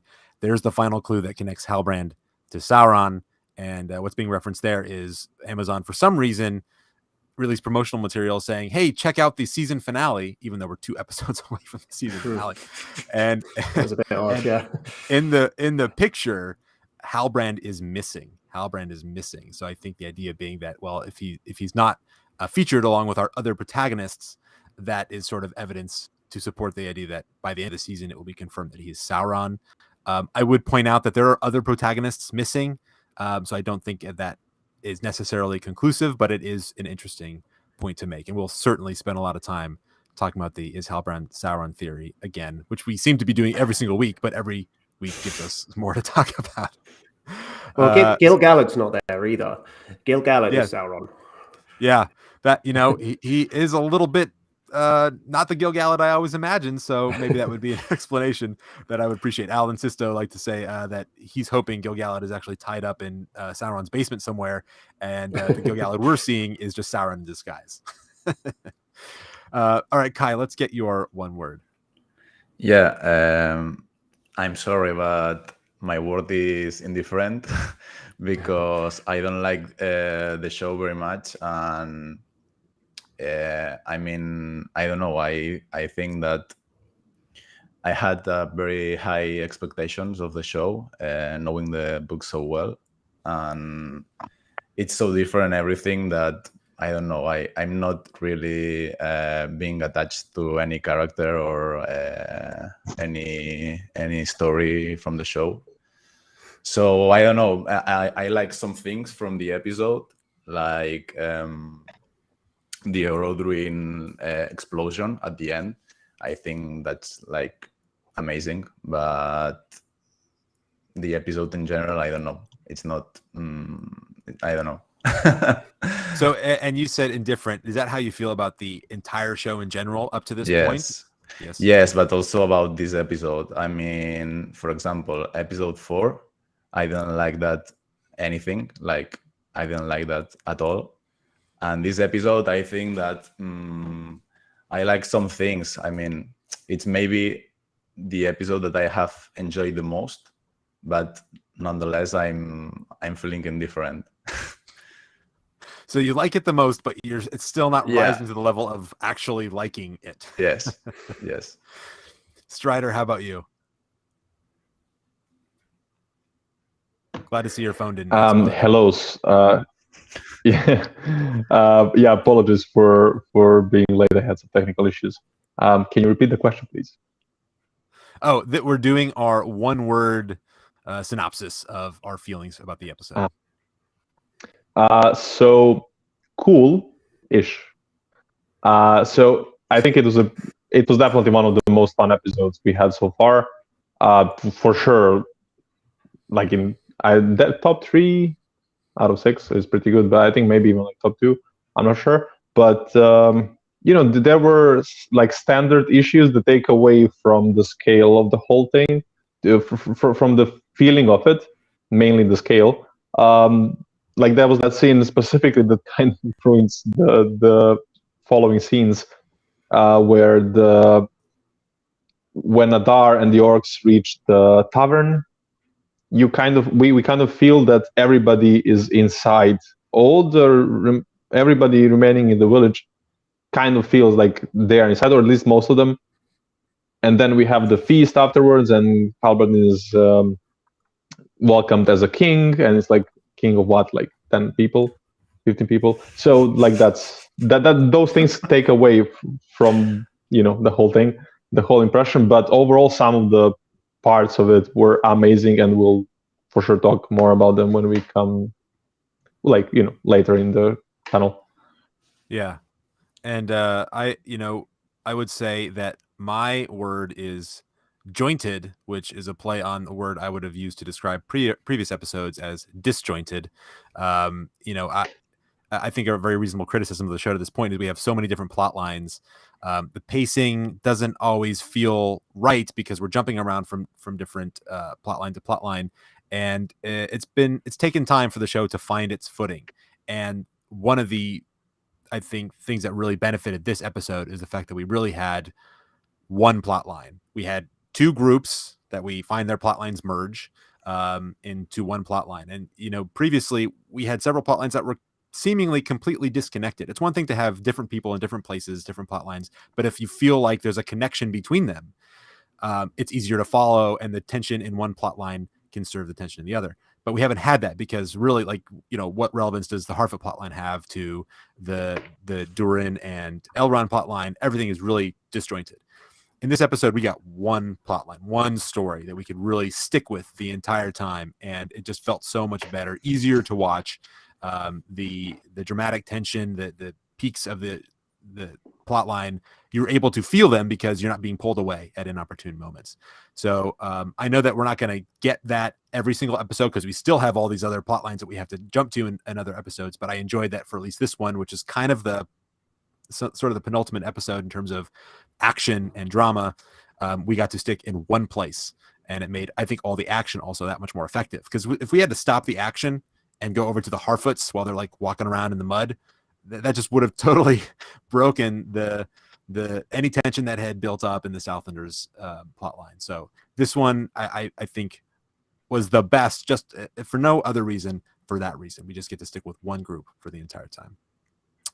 So we're still warming up here, and so another fun little question I started asking last week, and then I want to do again this week. It's I'm calling it the pros and no-nos section. Now, the beauty of Tolkien and his writing is not just in the scope of the world building or the depth of the history or even the themes, but it's also in the prose and sometimes poetry he uses to explore all of that. His writing is, in my view, at times second to none, just absolutely beautiful. And the Rings of Power has been, let's say, uneven on that point. Sometimes they give us dialogue or songs that I think would make the professor proud, which is about the highest praise I could give. At other times, there are lines that, let's just say, don't quite measure up to that standard. And so I'm calling this pros and no-nos because I want to hear what lines were your favorite, which come closest to feeling Tolkienian to you, and which were the lines that were duds. So we'll start in the same order. Let's start with Dan. So you want pros first, like lines that I liked, I enjoyed? Yes. Yeah. Okay. So let's go with, I didn't write them down, but so I'm going to have to kind of give a rough estimation of what the quote was. But I liked the line about Sauron's nature and how he was seeking healing for Middle Earth following the defeat of Morgoth. I thought that was really, that whole scene was my favorite scene in the whole show so far, I think, for several reasons, but particularly that line. Because it showed an understanding of the character that I haven't really seen in other adaptations thus far. So, yeah, I want to talk more about that whole conversation as part of this stream, because we definitely I don't think I can say enough about that whole conversation. But yeah, that whole scene was great, and Joseph Marley was killing it in this episode. I don't know how this works. So do you want me to keep going with with good lines, or we'll call that your good line, and then give me one. Okay. Were there any lines that just kind of fell flat for you?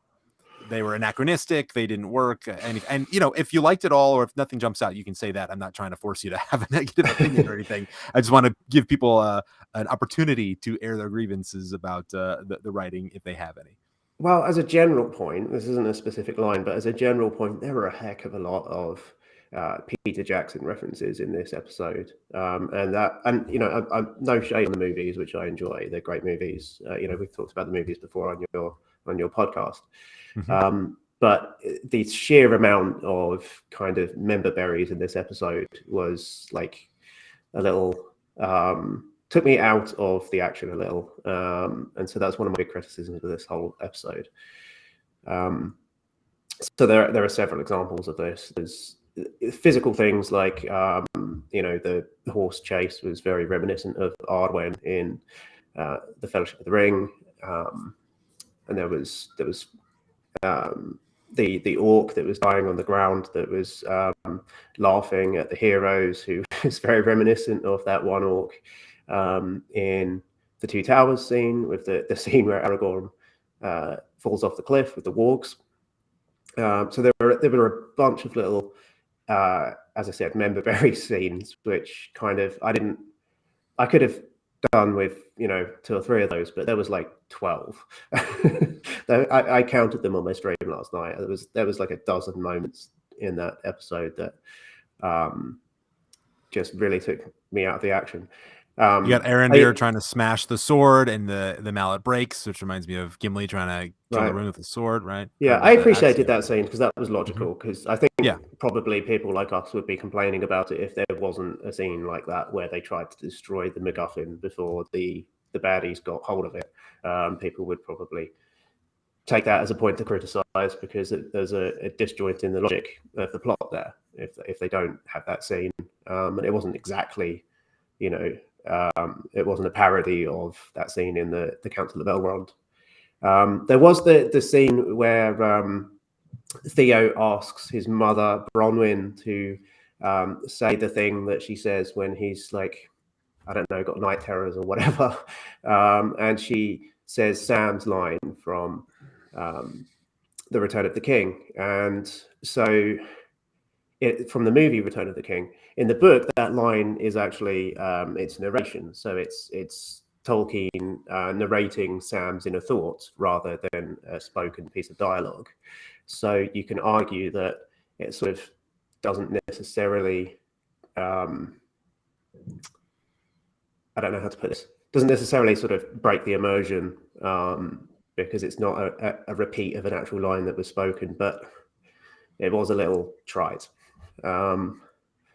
So yeah, and I 100% know what you mean, and I want to point out that Bill C gave us a $5 super chat. Thank you, Bill C, and referencing that exact line. And I picked that. I'll just chime in. I picked that as my favorite bit because it is actually pulled straight from Tolkien. In the end, this shadow is but a small and passing thing. There is light and high beauty forever beyond its reach. And then the showrunners add, "Find the light, and the shadow will not find you." Now I picked that whole line both as my favorite line and maybe also my least favorite in a weird way, because I love the line. That's actually my favorite moment from the books, my absolute favorite moment. And I don't hate the way that they used it in the show. I want to make that clear. I thought the show, the writing and the dialogue was actually quite strong in this episode. There weren't a lot of things I have to complain about.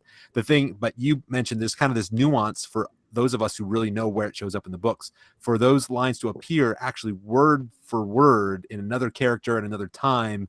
It's like, well, that's not, how could that happen in real history? If we're trying to immerse ourselves and believe that this is a real historical story, what they're doing is they're winking at us and saying, hey, we got this from the book. You like that, right? But I kind of want to be fully immersed and believe every moment is a part of the same continuous universe. And so for them to pull a line out and actually use it word for word, I love the line. I don't mind the way that they use it and the way it fits in, but it did break the immersion just a tad. So I both loved it and in a way didn't love it. So kind of a nuanced take, hopefully there. Yeah, I see what you're saying. Let's jump over to Strider. Yeah, well, I I agree with the thoughts on this Sam like scene. As Dan said, yeah, it's actually his thoughts in the book. So I liked it. I didn't like the addition, find the light and then the darkness will not hurt you, or what it was. So I did choose that, like that specific addition. I don't think it worked. Like there was obviously connection with Tolkien's words that they had, and then there was a connection there, but I don't think it worked very well. So for me to have this scene that's to have this dialogue that's taken from the books, and that's cool. It was kind of immersion breaking, but I was like, okay, cool. They use this line. Okay, I love it. Moving on, and then followed by this line that I don't think it worked that well. So that was my the line that I didn't like, but the line I did like, and it's kind of a cheat, but I loved every moment of Hadar, which also means everything that he said. I absolutely loved it. Everything regarding Hadar was absolutely fantastic for me, and he had some really cool lines. But I also mentioned the conversation that, like the short conversation that Elendil and Isildur have when they are tending to Beric. I think that was pretty cool. The Sindarin sentence that Elendil says and the whole chat that they have there. I think that was a really nice scene. Nice. Kai, how about you? Favorite and least favorite lines? I'm like Strider. I like a lot Adar in general. So I like his lines and about Sauron also and everything like that. And my least favorite lines were on the scene that Adar has with Galadriel, where Galadriel turns like a Terminator, wanting to kill every orc on the earth. I mean, I don't like that at all. But I think that's the worst line for me. But in general, I like Adar a lot. I think it's a very good character and a well-written character. And what did you dislike about that line from Galadriel specifically? Did you dislike that she wants to kill all the orcs? Yes. I mean, I do not imagine any character, not maybe Morgoth or Sauron, but any character of Tolkien world wanting to kill an entire people of I don't know how to say it in English, but an entire like race of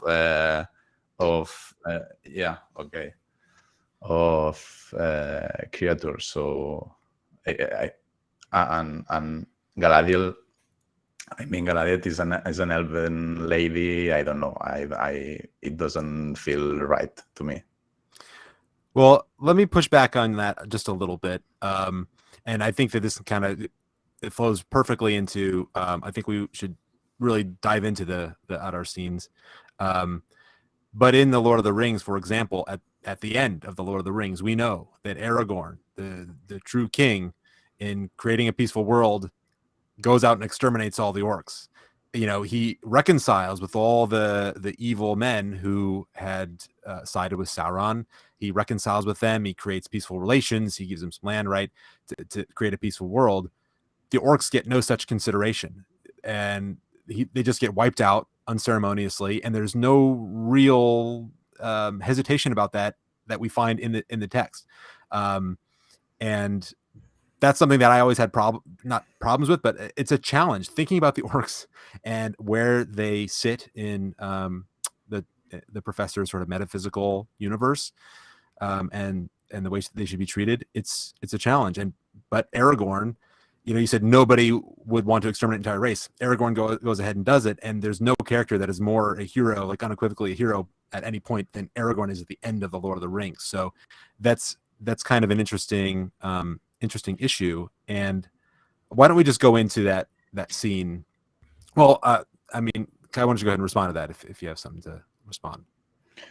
No, I just I think you are You are talking about the battle on the Black Gate, but not when Aragorn is like ruling Arnor and Gondor, or I am thinking about the latter, that it's after the battle, that it's once he's been crowned king, and well, the Battle of Black Gate is after he's been crowned king as well, but it's after that, and it's after it's the like a battle. postscript. Yeah, it's after the battle, okay, and okay. I can't remember if I it's in the didn't know that. appendices or somewhere, but I didn't know that. Okay.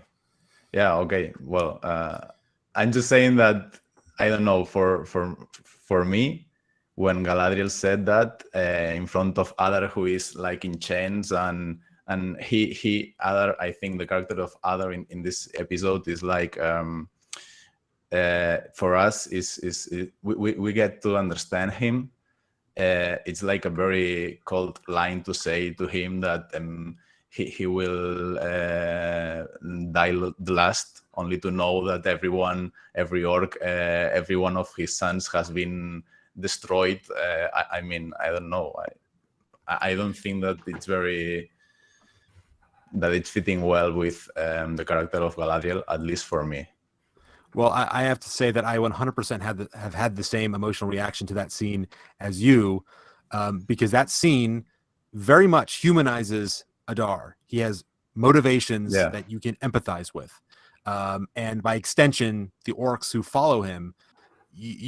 There's a glimmer of, boy, maybe we should pity these orcs and maybe empathize with them. We understand their motivations, even if their methods are still evil, right, or still bad. They want to wipe out all the Southlanders to get a land of their own. It is established that that is their goal. They have been slaves of Morgoth their entire existence. Okay, how can you not pity people who have been slaves? And they're just trying to find a land of their own. They want a homeland. And Adar says that in the scene with Galadriel. We are children of Iluvatar, just like you. Yes. We have just as much of a right to live. And all of that, makes me feel like, boy, Adar, I'm behind you. I get it. I feel bad for you. And then in the face of that line, for Galadriel to say, I want to wipe you out. And not only will I wipe you out, but I will kill all of your children, all the orcs first. I'll keep you alive so you can see it. And then I will kill you. It is so malevolent, right? There's a malevolence there in that reaction. So we see our villains, our orcs, being humanized, and we see our protagonist in Galadriel being turned a little bit evil, right? She's going down the path of darkness. And so the showrunners are doing something that I don't know that I expected, which is to really make our light characters, make everyone a little bit more shades of gray, make things a little bit more complex. And people are going to feel a lot of different ways about that. So I wanted to get into that. And Dan, I really want to hear your thoughts. Well, yeah, I sort of lean towards your point of view on this, Michael. I mean, first of all, there's quite a lot of room for interpretation with Galadriel's character in the Second Age in terms of what Tolkien actually wrote about her and the contradictory lore on this character. It's been said a lot, and I don't want to sort of hit this point too much, but one thing I dislike about some criticisms of Tolkien as a writer is that he's just black and white. It's something that people who don't really know Tolkien that well will often say as a criticism, and it's palpably untrue. So I think there's room for characters going to the dark side a little bit and then compensating for that and then finding a kind of middle ground and growing. And I assume that that's where the writers are probably going with this character, and that we'll go on a journey with her. And towards the end of this show, she will resemble the character that we know from the Third Age a little more. I liked the scene from the point of view of exploring the nature of the orcs. This was the other reason why I really liked this scene, was because Adar is pressing the point that he is a creation of the One, just as she is, and the orcs come from him, excuse me. And so exploring that issue is another reason why I really like this scene, because Tolkien himself wasn't really sure about this either. As you say, King Elisar does wipe out the orcs, more or less.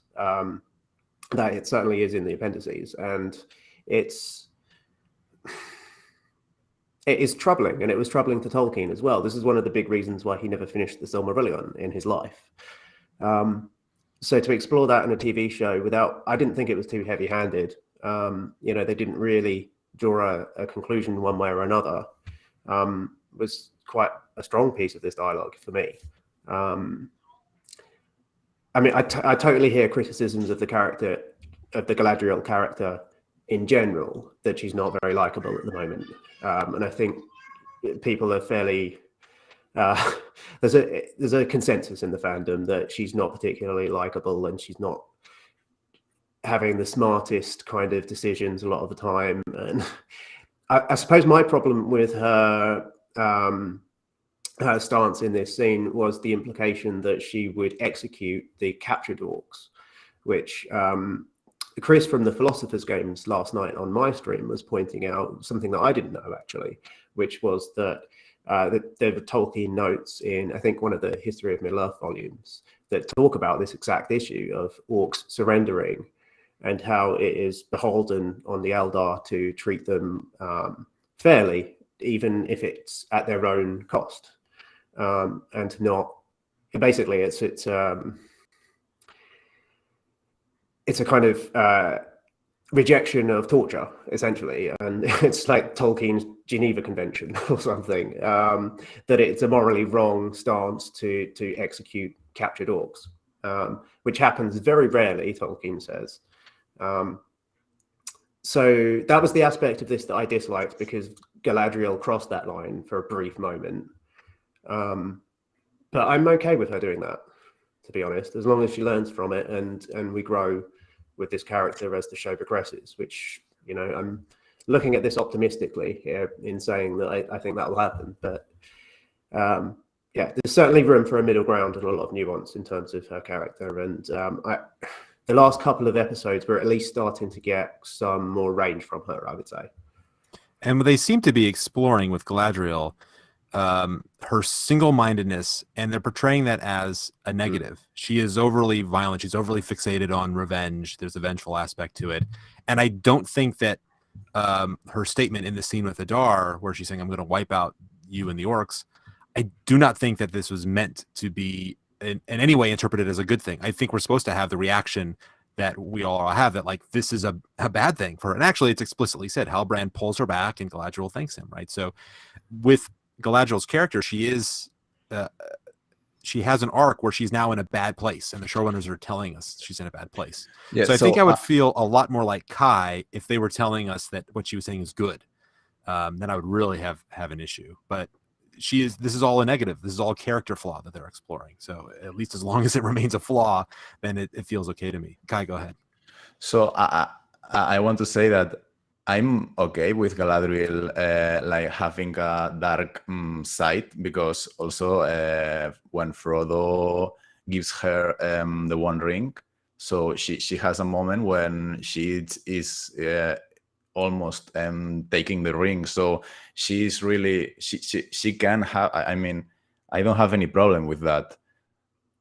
My problem is that her line in a cold situation, talking with a guy who is chained, was that she will kill every orc on Earth, and like, I mean, if she was in a battle or something, I don't know, but here she was like standing in front of a guy who was in chain, and yeah, and he was just trying to, from my point of view, he was trying to explain her why all the orcs and all his like sons are here in Mordor. So he's just trying to explain his motivation for me, and her answer was like, "I'm going to kill you all." So kind of extreme.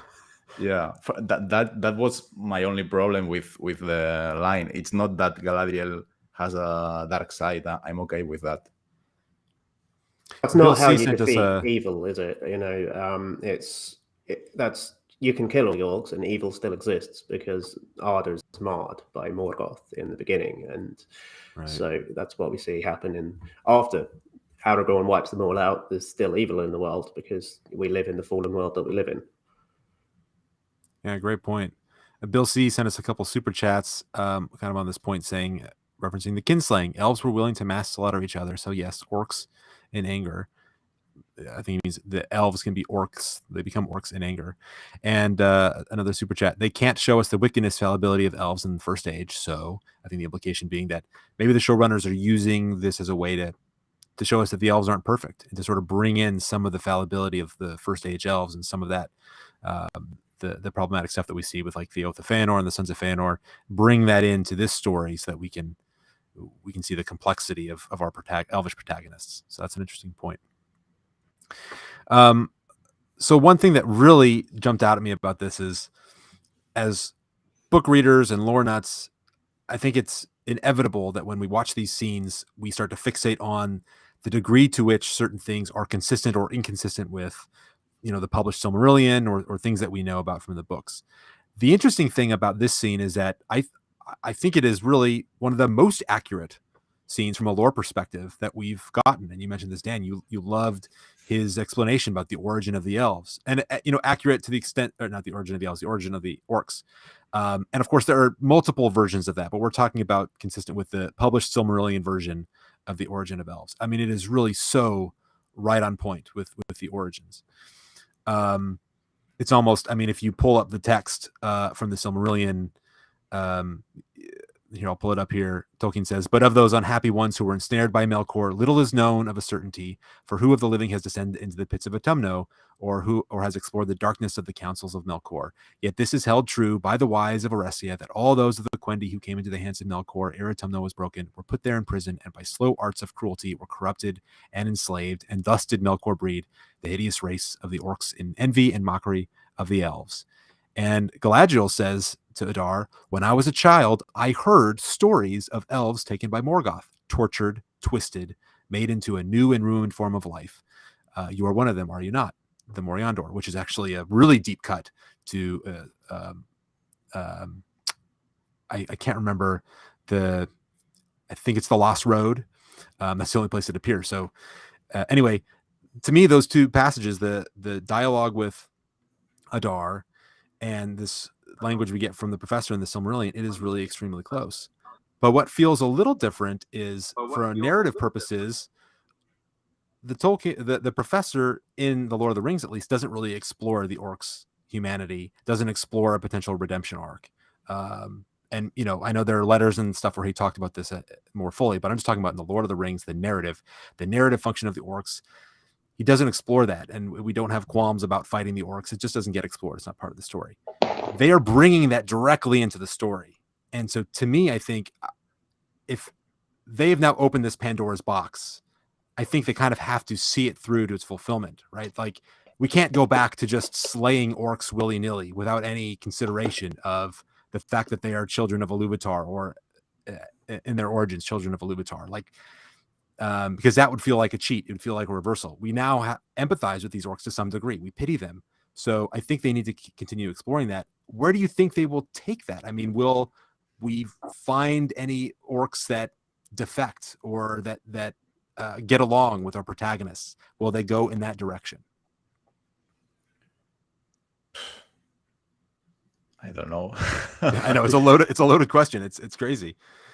They have a lot of possibilities, I think. But yeah, I think it's a good choice to show the humanity of the orcs, because, for example, I have been doing videos of the Lord of the Rings since 5 years ago, and I have a lot of people who have asked me if there were any time in the Middle Earth history and a good orc, so an orc who is like going against Sauron or something and fighting against him. So I think it's something great to see now, but I don't know what are they going to do, because we know that every living orc at the end of the Second Age were fighting for Sauron in the Last Alliance. So I don't know what are they going to do with that. Well, and maybe we'll see them, because they have to become re-enslaved by Sauron, right? They're finally free. Maybe. They're following a leader of their own choosing. If Sauron's going to become their leader again, will they do it voluntarily, or will they be re-enslaved? And will we see that re-enslavement as an evil thing that again that causes to pity the orcs further? If they do that, it will be a very sad story for the orcs. But yeah. Very, I very think tragic. the orcs are a sad story. I think we should see that as a sad story. I think Tolkien would want us to see it that way. Because I think they are slaves. I think Galadriel is right on one point that they are slaves. But that's a sad thing. Well, and Adar says that as well in his first speech to the orcs. You know, forget exactly what he says, but we're not slaves anymore. We're fighting as brothers and sisters. Yeah, Galadriel is so one note and so monomaniacal in her objectives that she can't see that. But yeah, it's an interesting one. I would like to see Adar continue past this season. I don't know whether I'll get my wish or not. He might be dead at the end of the last one.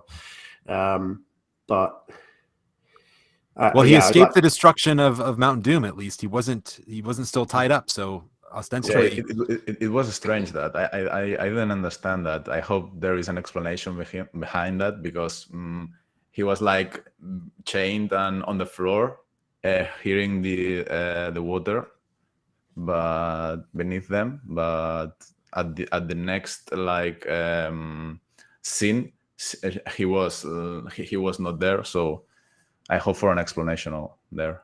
He's an Elvish Houdini. It's possible somebody set him free. I mean, there's a character that most people are going to suspect might have had a motive to do that, based on the theories about one particular character that was certainly there at the time. So maybe somebody set him free, or maybe the beam just snapped and he. I mean, I don't remember actually seeing the scene where we see him getting away.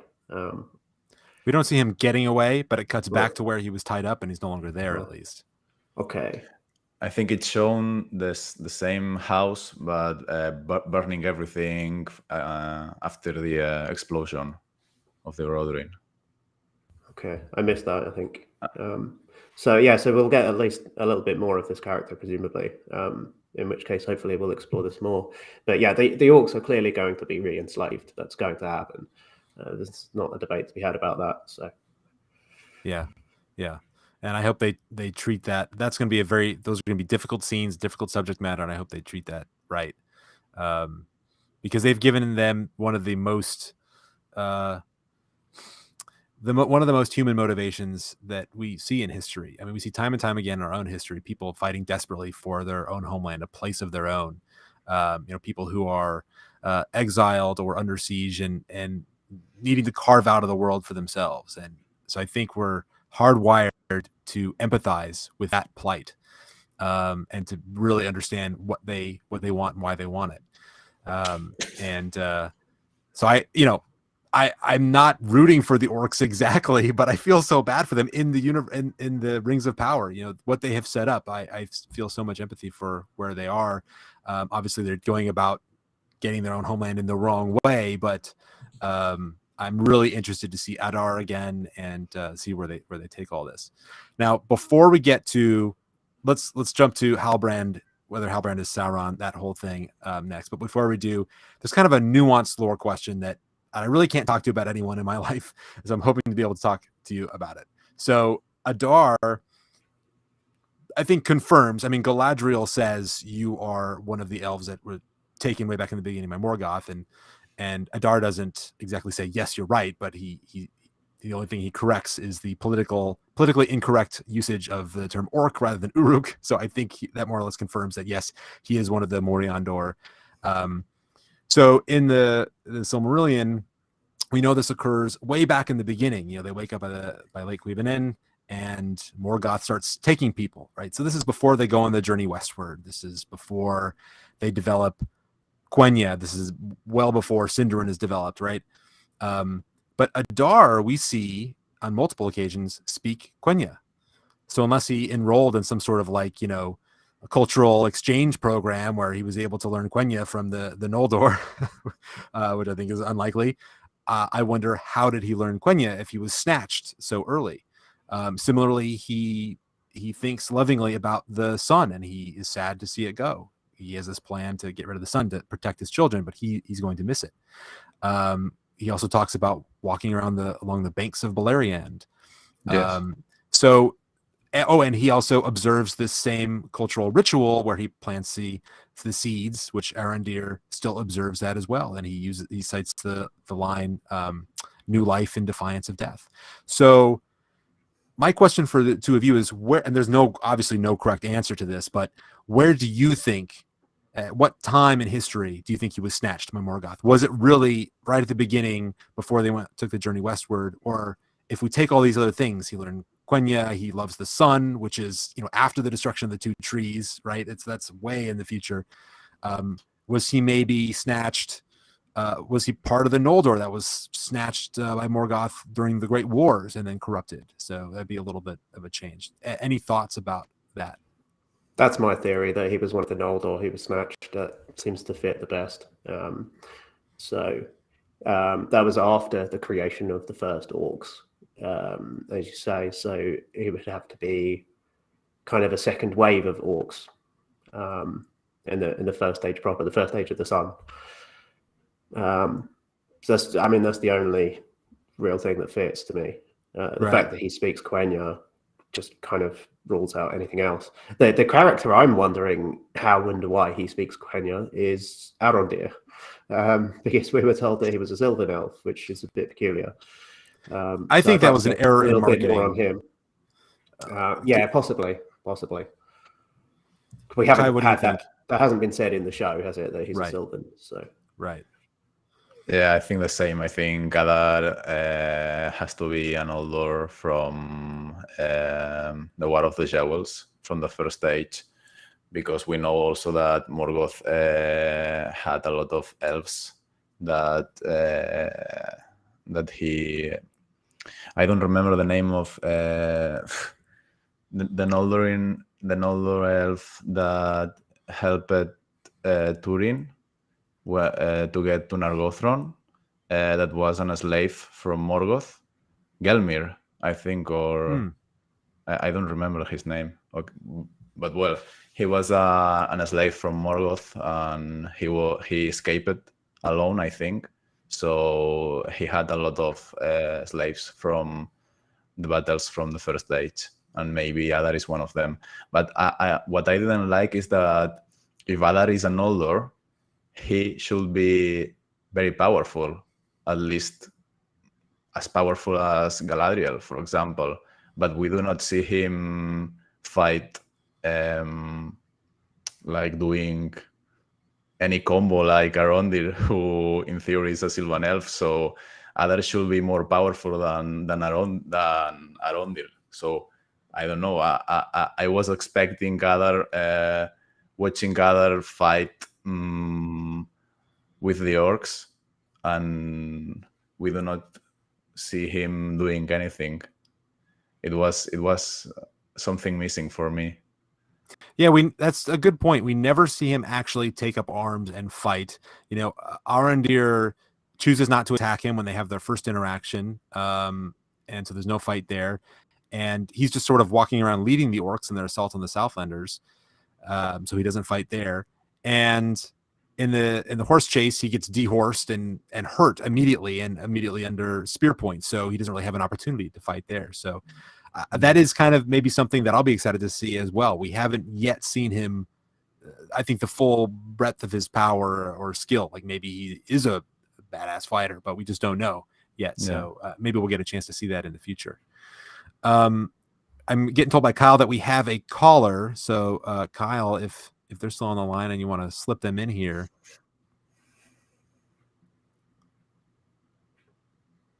Yeah, let me just grab them. Maybe a couple minutes here, but yeah. Just on Kai's last point, that was Gwyndor, I think you were talking about, who was captured. Yes, Gwyndor, yes. Yeah. If he is a Noldor, he would be more powerful. I would agree with you. He does claim to have killed Sauron, which we know isn't true, but if he believes that, then he probably is fairly powerful. Yeah, while we're waiting, why don't we talk about that? What do you think he means? He says he split Sauron open and he believes he killed him. What could he possibly be referring to? And maybe there's no way we could figure it out based on the text, and this is just something that the showrunners will reveal to us. But any theories about what he means? Well, he's either lying or he believes it and he's mistaken. Those are the only two possibilities. I don't know which at the moment. I think he's not lying. I think he truly believes that he has killed Sauron, but Sauron just made some trick. I don't know. Yeah, so I don't know if we are going to see that in the show. I mean, like a flashback. I don't think so. We will get an explanation, and that's it. Well, one theory. Sorry, go ahead. No, go ahead. Just one theory I have on that is that possibly that broken sword might have been used in that fight, and that's why it's broken. But that's assuming we're not done with that sword as a MacGuffin. So that's one possibility. Right. Well, and if Adar does indeed believe that he killed Sauron, if what he says, he believed that, and I agree with Kai. I think he believes it. So if that's the case, then that means Sauron must have been embodied in some sort of tangible form, and at least appeared to have died. So that's an interesting point as well. That Sauron, he can take form and lose form at will, but if he was defeated by Adar in hand-to-hand combat or something like that and appeared to have died, that would, I think, be a trick by Sauron. Maybe he's faking his own death to escape Mordor and then get on a raft somewhere and pretend to be a human. Right. So we have Shola on the line here. Great. Shola, welcome. Hello. Hello. Oh, okay. Can you guys hear me? We can hear you. Yes. Oh, great. Sorry, it's a bit really late from where I'm calling. So I'm from Nigeria, but I'm currently calling from Dubai right now.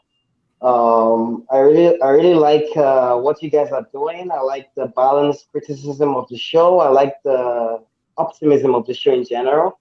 And for me, as a fan, of the movies, I've not read the books. I'm not a book lore expert.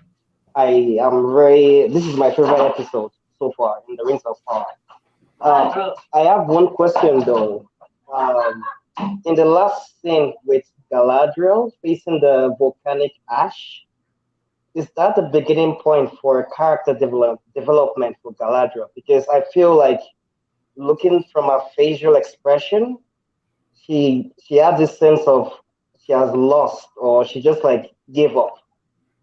I'm not very sure, but I think the showrunners are pointing that this is the change to the Galadriel we know from the Lord of the Rings, or the Galadriel that we know from the Third Age. So it's just something that came up to my mind because when I looked at her, I feel like, oh wow, I think this is the point where the angry, rage-baiting Galadriel that we all know from the shows in the previous episodes is going to change. So, but I'm not sure. I just want to know if that's the case. Well, thank you for your question. That's a really observant comment. And I'm going to throw that one to you, Dan, because you mentioned earlier that you sort of thought of this episode as the end of the beginning, and that after the explosion and eruption of Mount Doom, that it would kind of be a reset in a way for some of our characters. And that's kind of what this question is getting at. Are we going to see Galadriel? This is going to be kind of an inflection point for her character arc, where everything we've seen up to here, there's going to be a stark shift, and she's going to become kind of someone different after basically seeing all of her efforts spoiled, and Mount Doom erupts and all these people die, and she becomes a different person. So let me hear your thoughts about that. It's really hard to respond to that in terms of appealing to what's in the books about her, as you know. So I suppose my thoughts on that scene where she kind of appears to give up and she pretty much lets the pyroclastic flow kind of hit her, and she has this numb expression on her face, and she's sort of looking off into the distance and just accepting it. There's a battle in the First Age, which the books don't say that she was present at, and we have no reason to think that she was there. But there was a battle in the First Age, which was the Dagor Bragolak, which was kind of the Battle of Sudden Flame, it's called as well, which was the big kind of turning point in the First Age, from when Morgoth was inside Angband, which is his fortress, and he suddenly bursts free with his Balrogs, and the first ever dragon appears in that battle properly for the first time. And so I feel as though she might be remembering some of these First Age battles. The thing with this version of Galadriel that we're getting in this show is that she has a kind of, I think they're hitting on a kind of PTSD thing with her. And so I think that's why she reacts in that way. And with that in mind, I think in the devastation in the aftermath of the eruption, we'll probably see her kind of shut down and regress in the short term. So yeah, it's the long game with her is that eventually she has to become the Lady of the Golden Wood and establish her kingdom, and presumably, hopefully, meet Celeborn at some point. So wherever he is, let's hope so. But it's very difficult to actually kind of base this answer on anything in the books, because it's so off in left field where we are with the character right now that it's really hard to say. But I'd be interested to hear what you guys think about this as well. Kai, what do you think?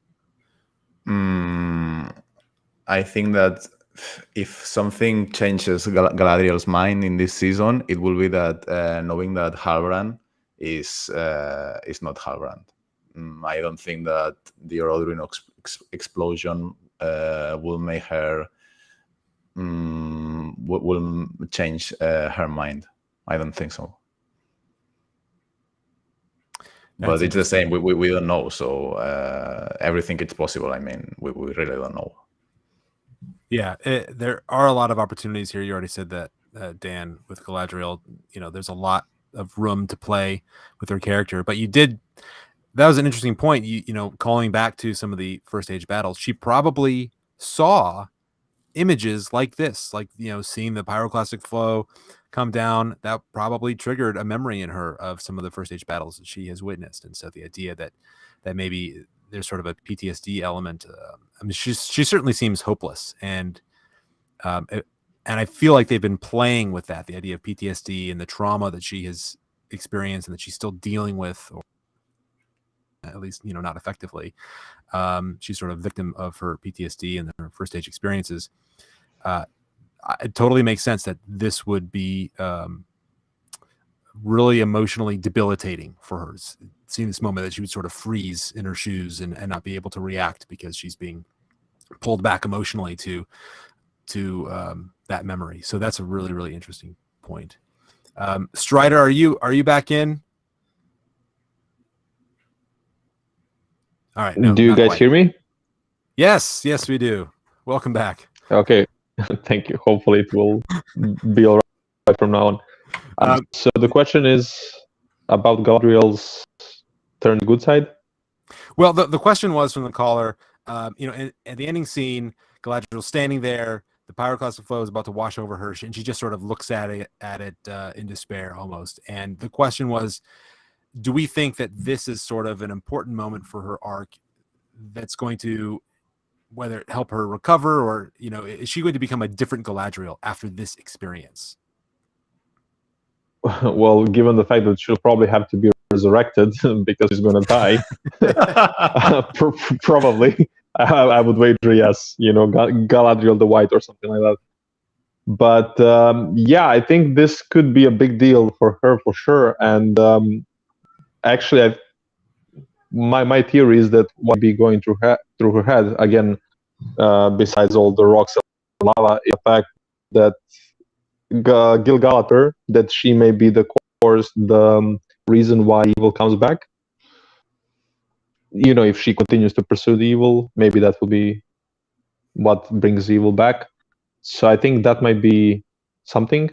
And yeah, I'm sure this will definitely influence her. I think that perhaps like another big step will be when Halbrand which I believe will be the case, when he's revealed to be Sauron but I think this will definitely shake her quite literally in many important ways.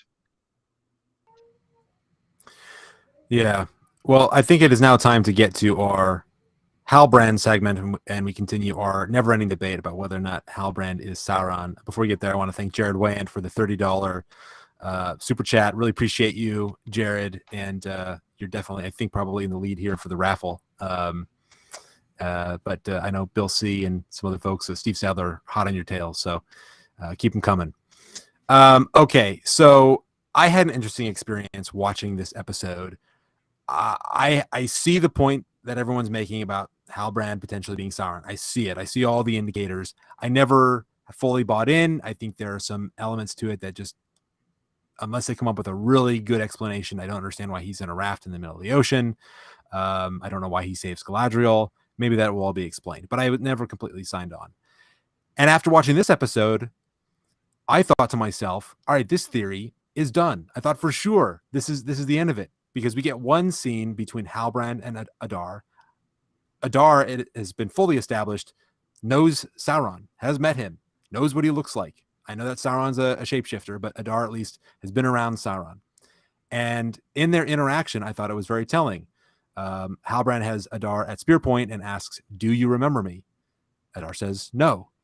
Halbrand is upset, wants to stab him, and Galadriel pulls him back. And Halbrand says, "You don't know what he's done." Adar says, "Did I cause someone you love pain? A woman? A child?" Now, to me, that moment, that scene, that exchange makes the whole Halbrand to Sauron theory impossible or totally illogical, because if Sauron has had the form of Halbrand all the time, then Adar would recognize him. If Sauron's a shapeshifter and Halbrand is a new form, why would he ask Adar do you recognize me? And the tone of that question, it clearly implied that he expected Adar to remember him because Adar had hurt him. So he's like, do you remember me? We've seen that scene 1,000 times in movies and shows.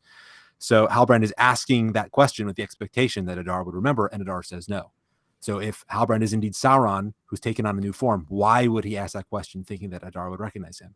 So I saw that scene and I thought, all right, great. This theory's done. We can move on to other topics. I jump on Twitter, and of course, half of Twitter says, not only is this theory alive, they point to this very same scene and they say the Halbrand is Sauron theory is confirmed. And I love the idea that people can watch the same scene and get different stuff out of it. So I love that. I love that the showrunners have accomplished that. But so I got to open it up to the panel now. Do you think that episode 6 undermined the Halbrand is Sauron theory, or is it very much alive and well? And do you think the episode actually supports it? So let's go down the line. Let's start with Kai. I think it's stronger than ever for me, at least. On episode 5, from the beginning, I thought that Halbrand was Sauron. Also, I don't know why he was in that case, if he is Sauron, why he was on the sea. I don't know that. But I think of that theory. I think the same. But on episode 5, there were so many explanations about the kingship of the Southlands and I don't know how to say it in English. This thing that Halbrand has that is of his family, that it's the symbol of like a king. I don't know how to say it. That object that he has. How will you say it? I don't even the know. The logo is like a sigil, you'd say, I guess. Is it on a pouch? I mean, what is it on actually, or is it just like is it just the sigil and no other function? Okay, yeah, I don't know. Looked like a key ring, kind of, actually. It's his car fob. There were so many references to that object that I thought that he was not Sauron, that he was really like just a man. But also with this scene that you were pointing with Adar, and after that when Adar is on the house and he says, "And who are you?" and Halbrand doesn't say anything, and we have just her back.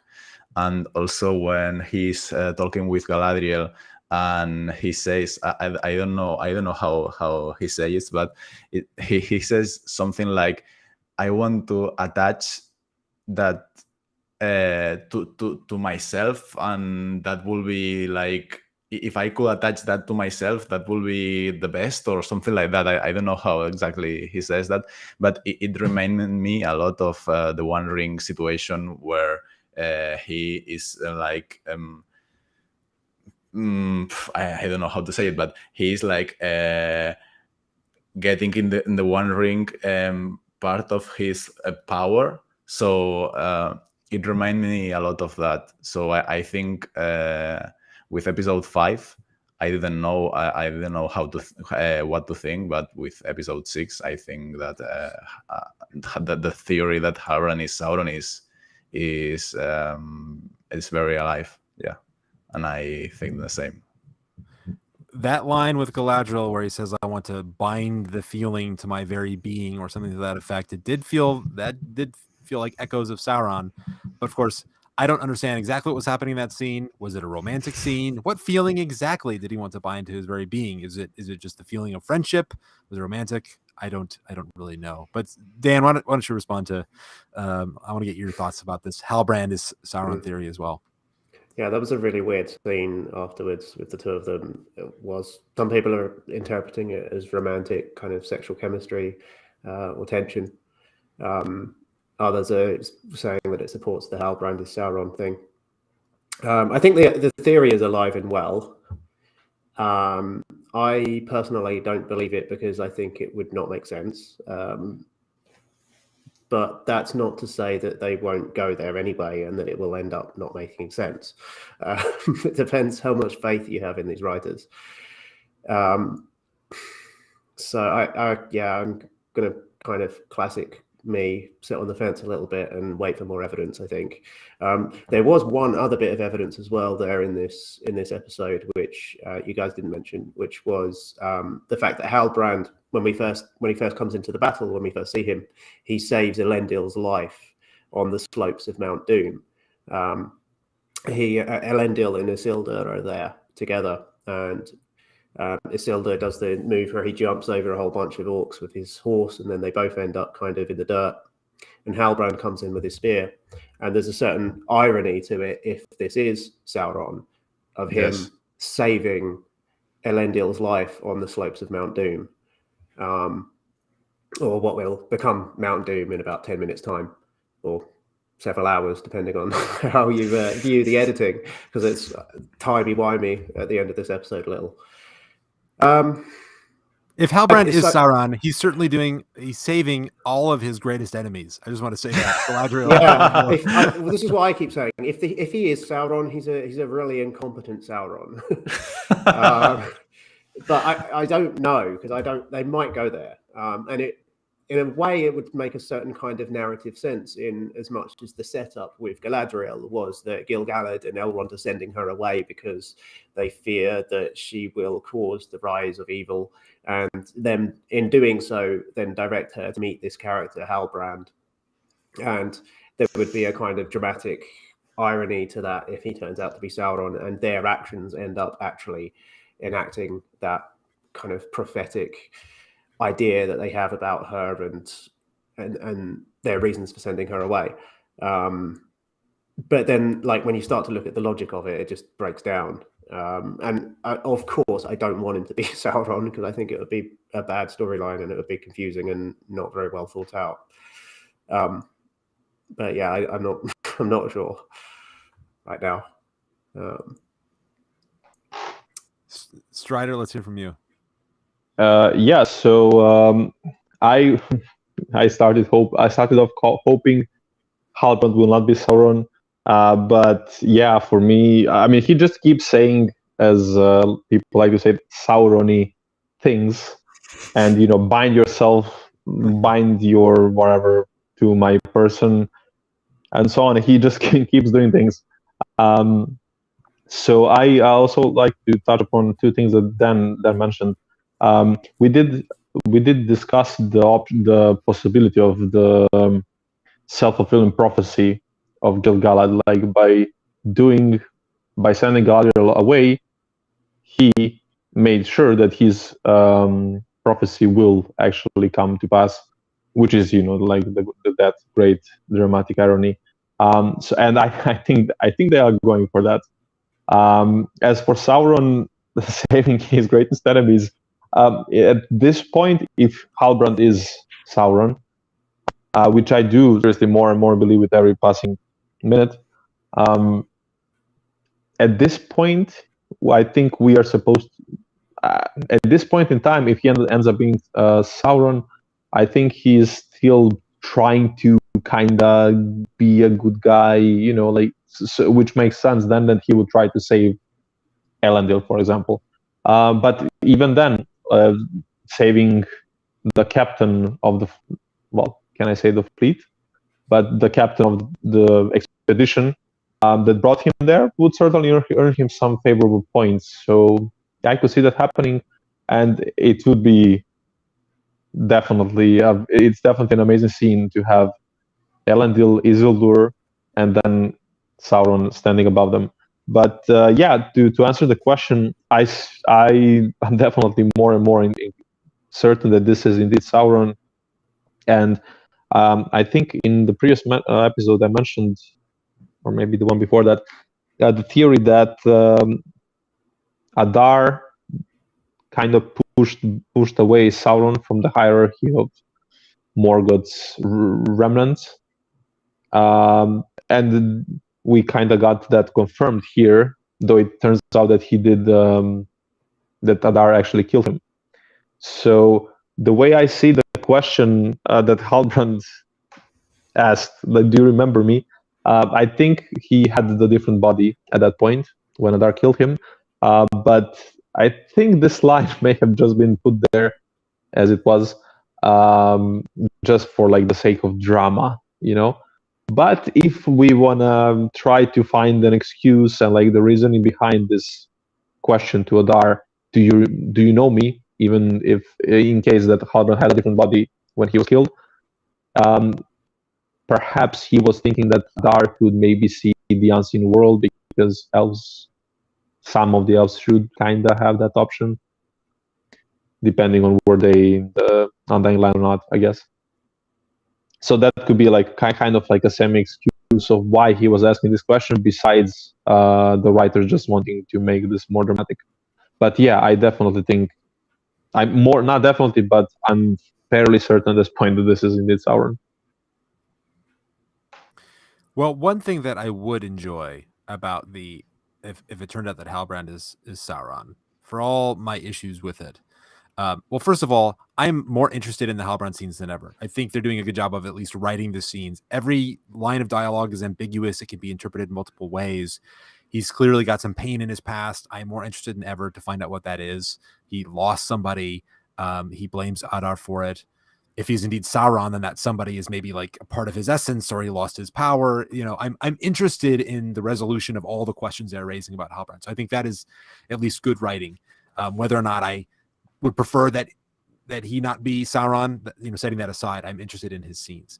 But if he is Sauron, I like that is the showrunners are pulling from something from the text and teasing it out to come up with a really creative narrative. And so in the Silmarillion, it says that, quote, when Thangorodrim was broken and Morgoth overthrown, Sauron put on his fair hue again and did obeisance to Yonway, the herald of Manwë, and abjured all his evil deeds.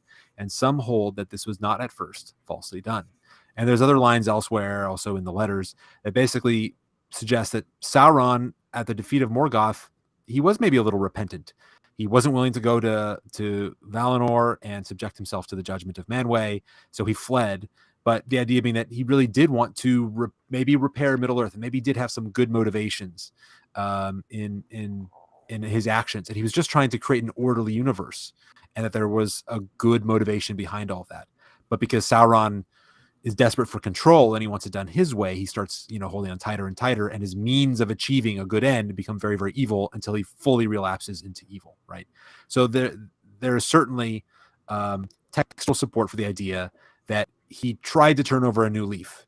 And so if Halbrand ends up being Sauron, I think they're taking the germ of that idea and really teasing it out. Well, like, what happened in some of the intervening years?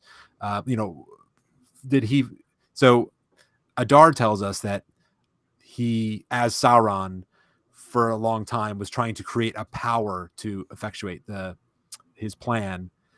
But if it wasn't working, maybe he said, I don't want to go back to being evil, and this isn't working, so I'm going to kind of repent and just try and live a normal life. I'm going to try and escape my past. That's why Halbrand goes to Numenor, and he's like, maybe I can live a good life here. It's an interesting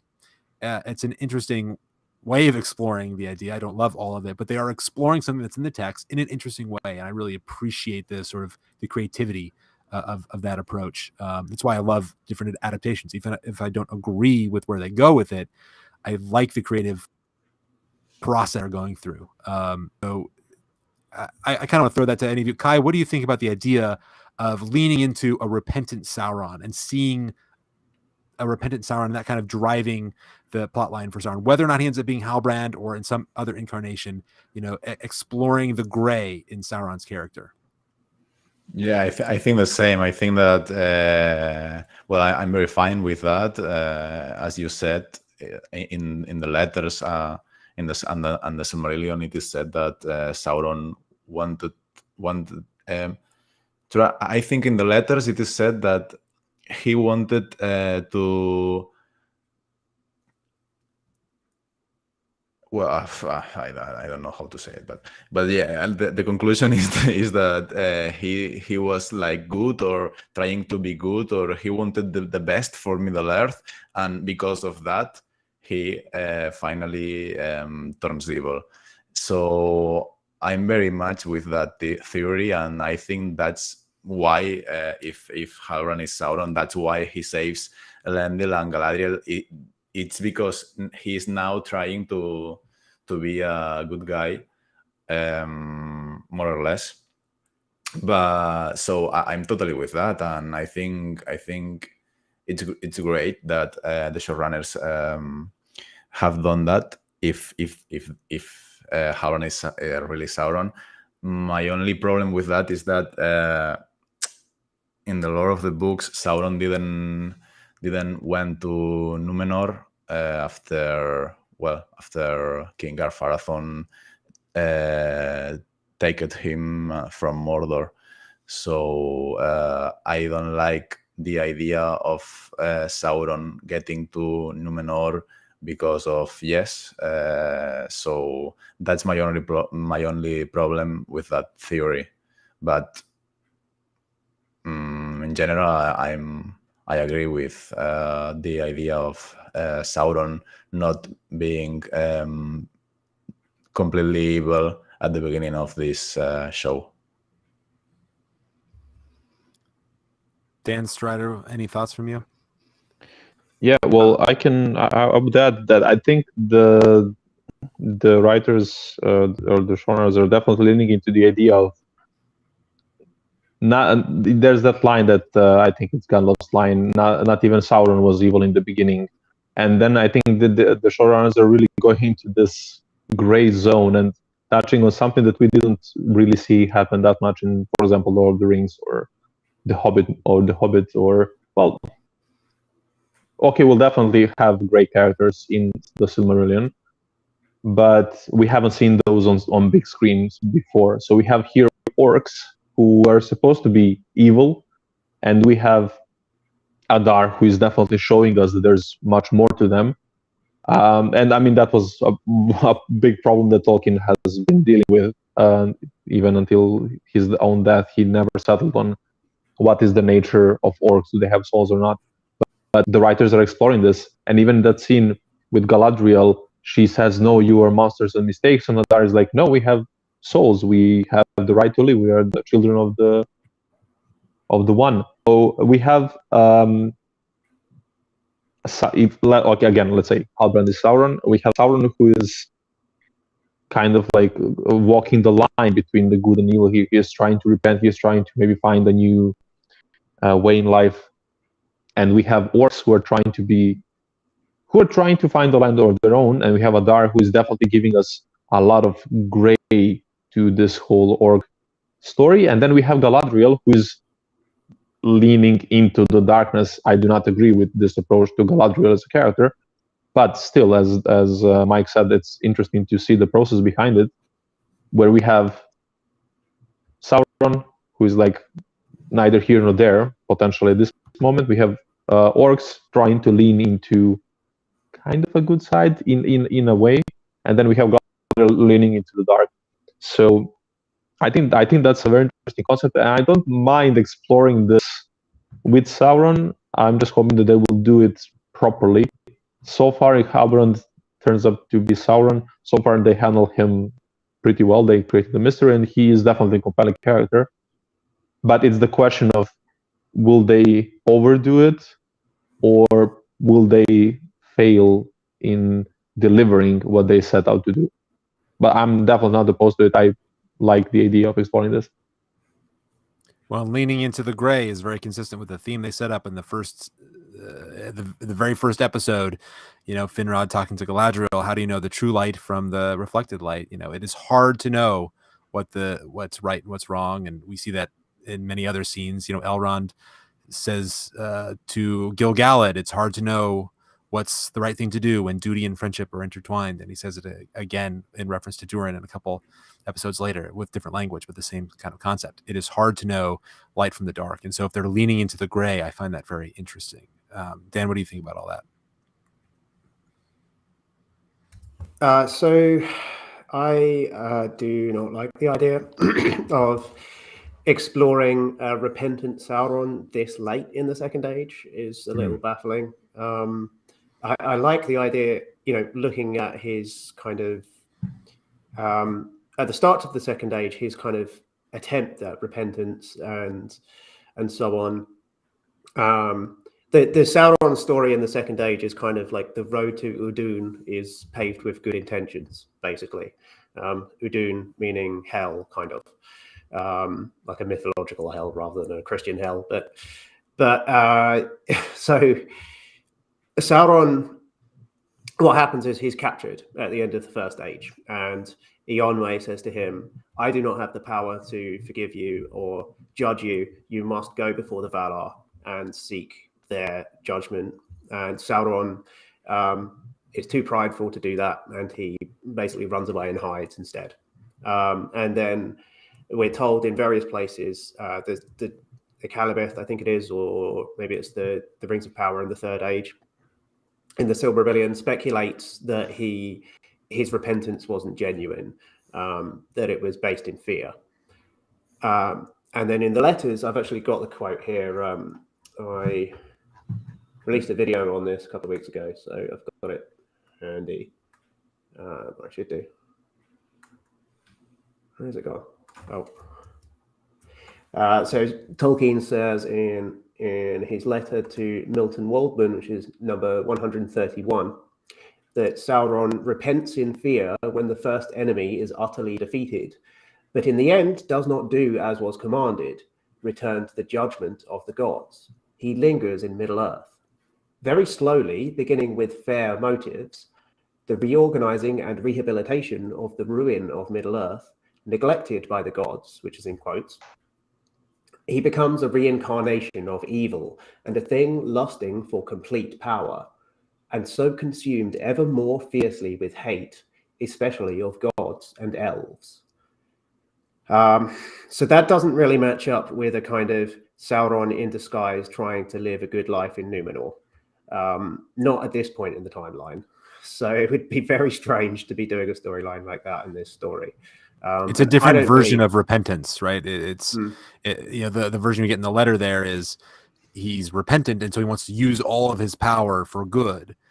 If Halbrand is the repentant Sauron trying to escape his past, he's trying to set aside his power and not use it and become just a simple man, right? And that is very, very different. That's a really it's totally different. I mean, that's a kind of genuine repentance. That would be a good way for, I mean, a better way would be for him to actually go before the Valar and seek their judgment.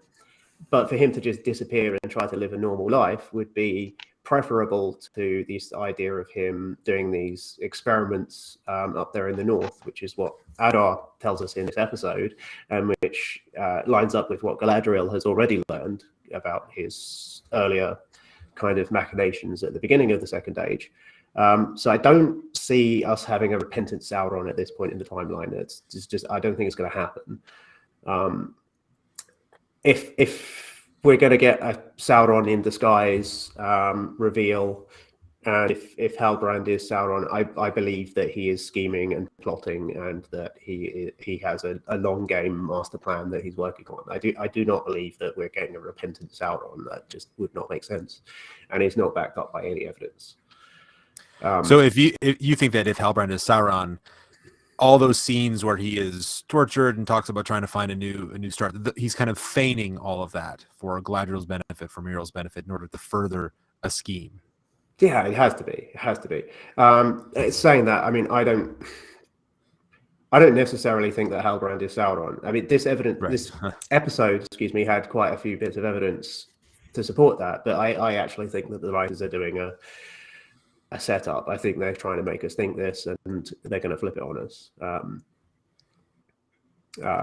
Well, let's do some predictions. If Halbrand is Sauron, that means that at some point he make his way to Eregion, hang out with Celebrimbor and Elrond and Gil-galad, and teach Celebrimbor how to make the Rings of Power, right? He has to make his way to Eregion.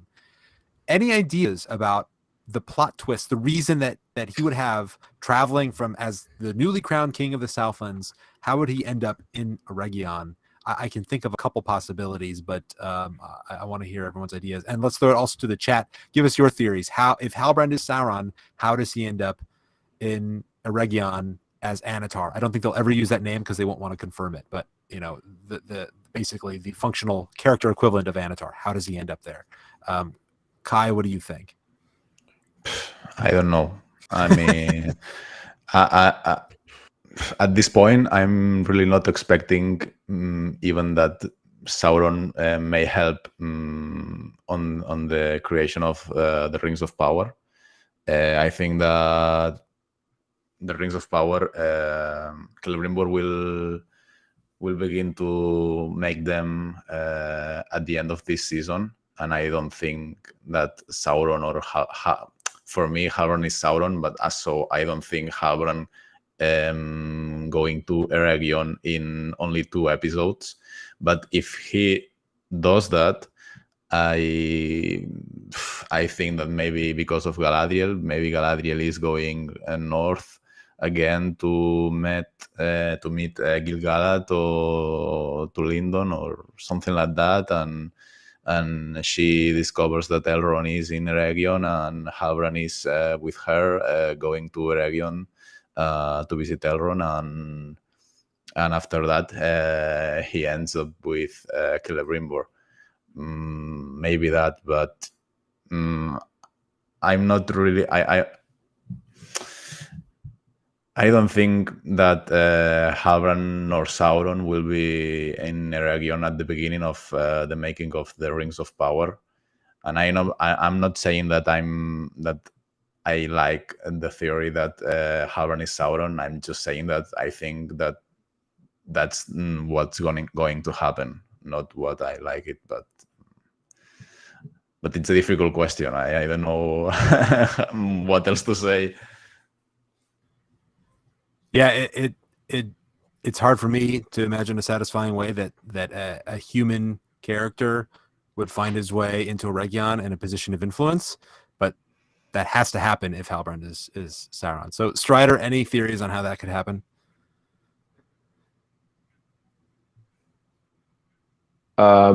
Yeah, hopefully you can hear me. Do you hear me properly? Yep, we hear you. Yes. Okay, because I had a lot of issues in the last 2 minutes hearing you.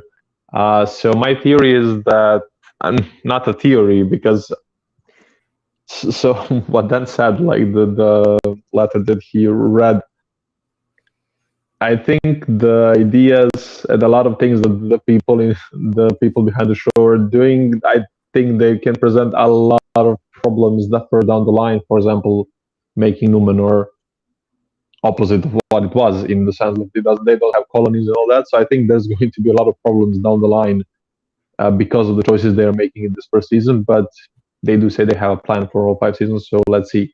I think one of the problems is indeed how to make it make sense that if Halbrand is Sauron, how does he end up in Eregion? One thing that came to my mind is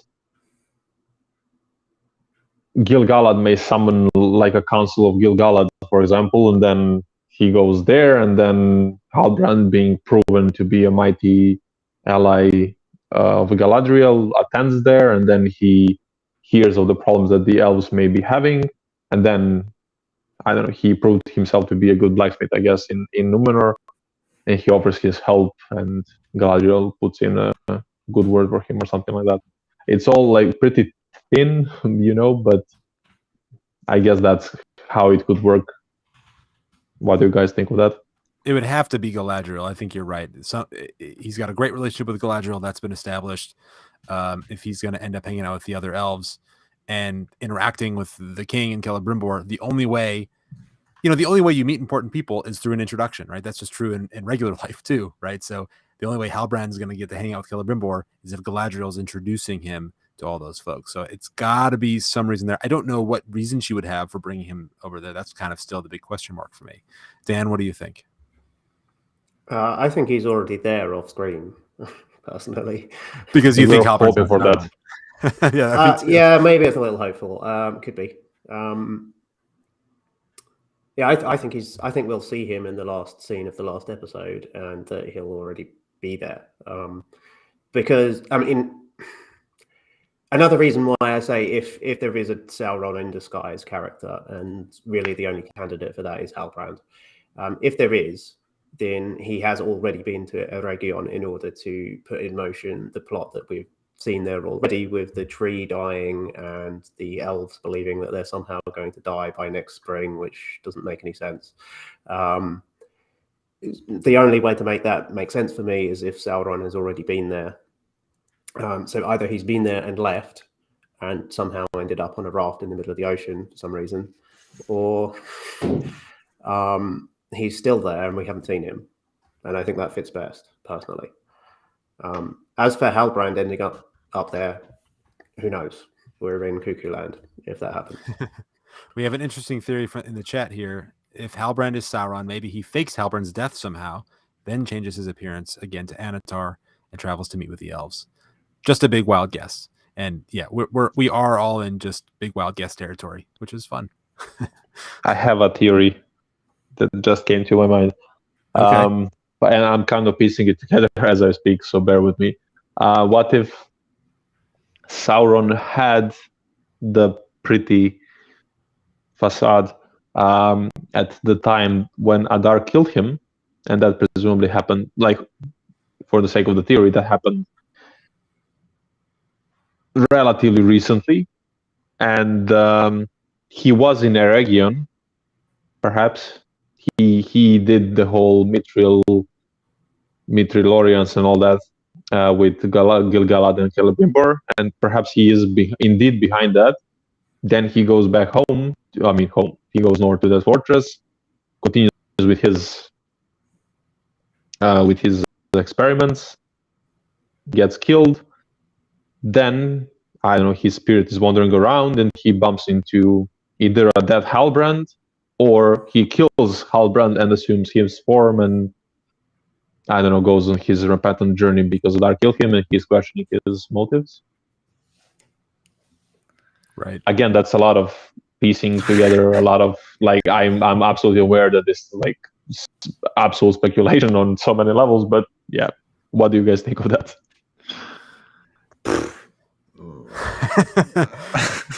I don't think that the story will be so complicated. I don't think so.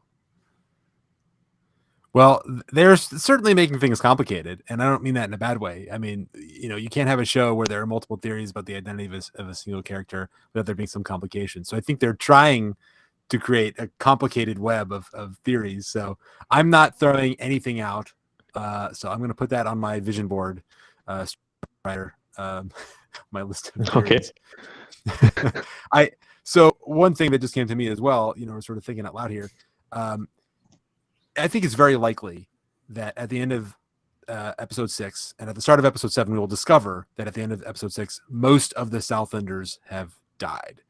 None of our main characters are going to be dead, of course. Galadriel, Halbrand, well, probably not Halbrand, Isildur, Elendil, I think they're all going to be alive. But we're going to have dead Numenorians. We're going to have lots of dead Southlanders.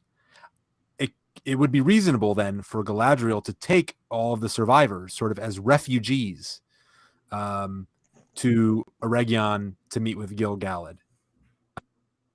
Because I have no indication that Tarm has met with Gil-galad, that Elendil know Gil-galad, and we know that the faithful are supposed to be on good terms with Gil-galad. They have a sort of a robust friendship, so that when the faithful ultimately flee Numenor, they become buddies with Gil-galad and partners, and then we have the last alliance. So at some point, Elendil and Isildur have to meet Gil-galad.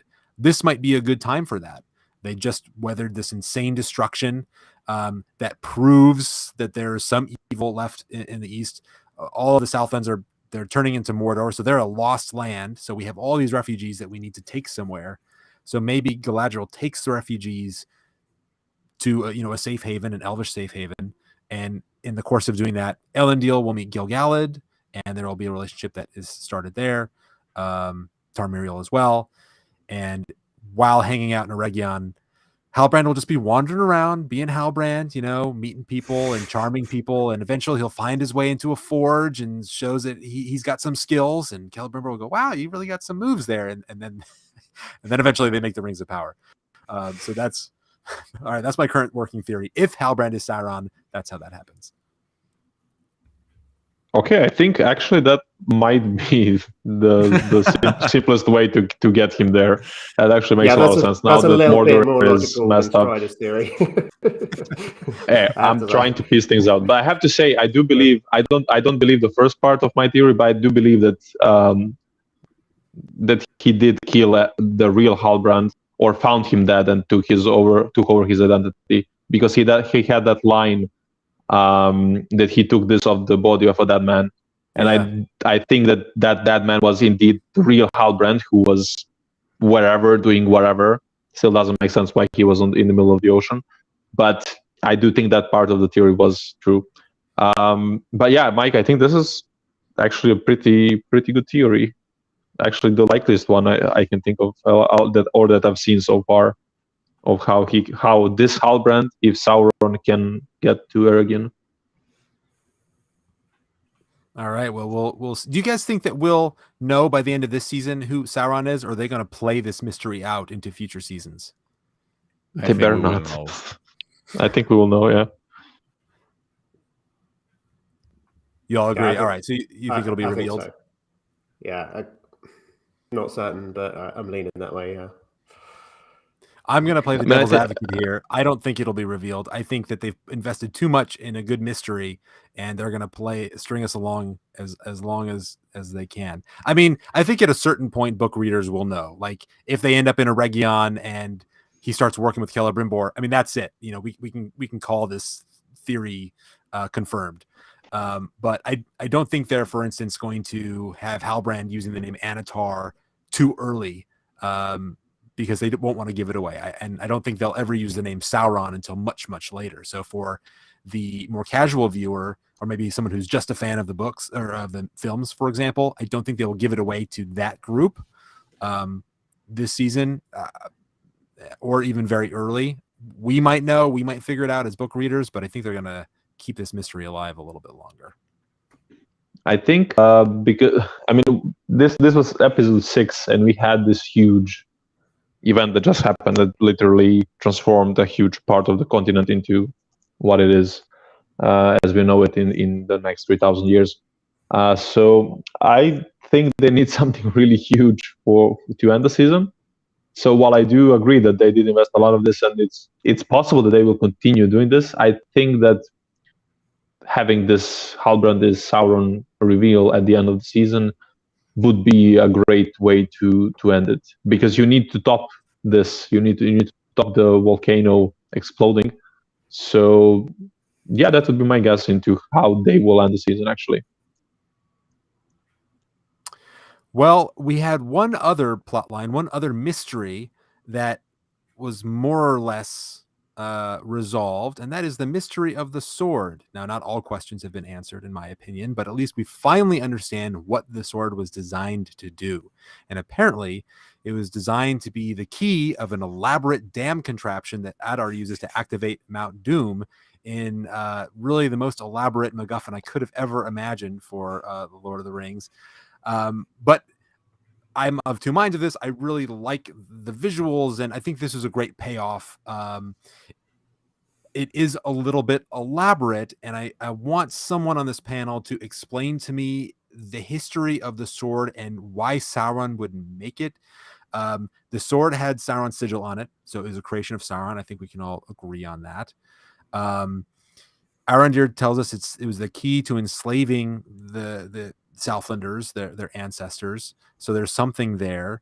But why would Sauron create an elaborate dam system that is designed to be, if the key is turned, it can only be used once, unless there's a flaw in the design, because when all the water is released, all the dams are destroyed.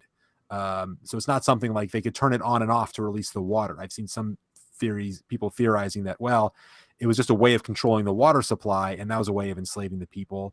I don't agree with that, because when they turned the key and the water was released, you see the rocks tumbling. Those dams are being broken from the rush of the water. So I don't think it was that. If it was the design and the purpose of the sword to trigger Mount Doom, why then were the tunnels never built? They weren't dug out. Adar's orcs had to dig them out. Maybe Sauron just didn't finish the construction project. Maybe that's an explanation.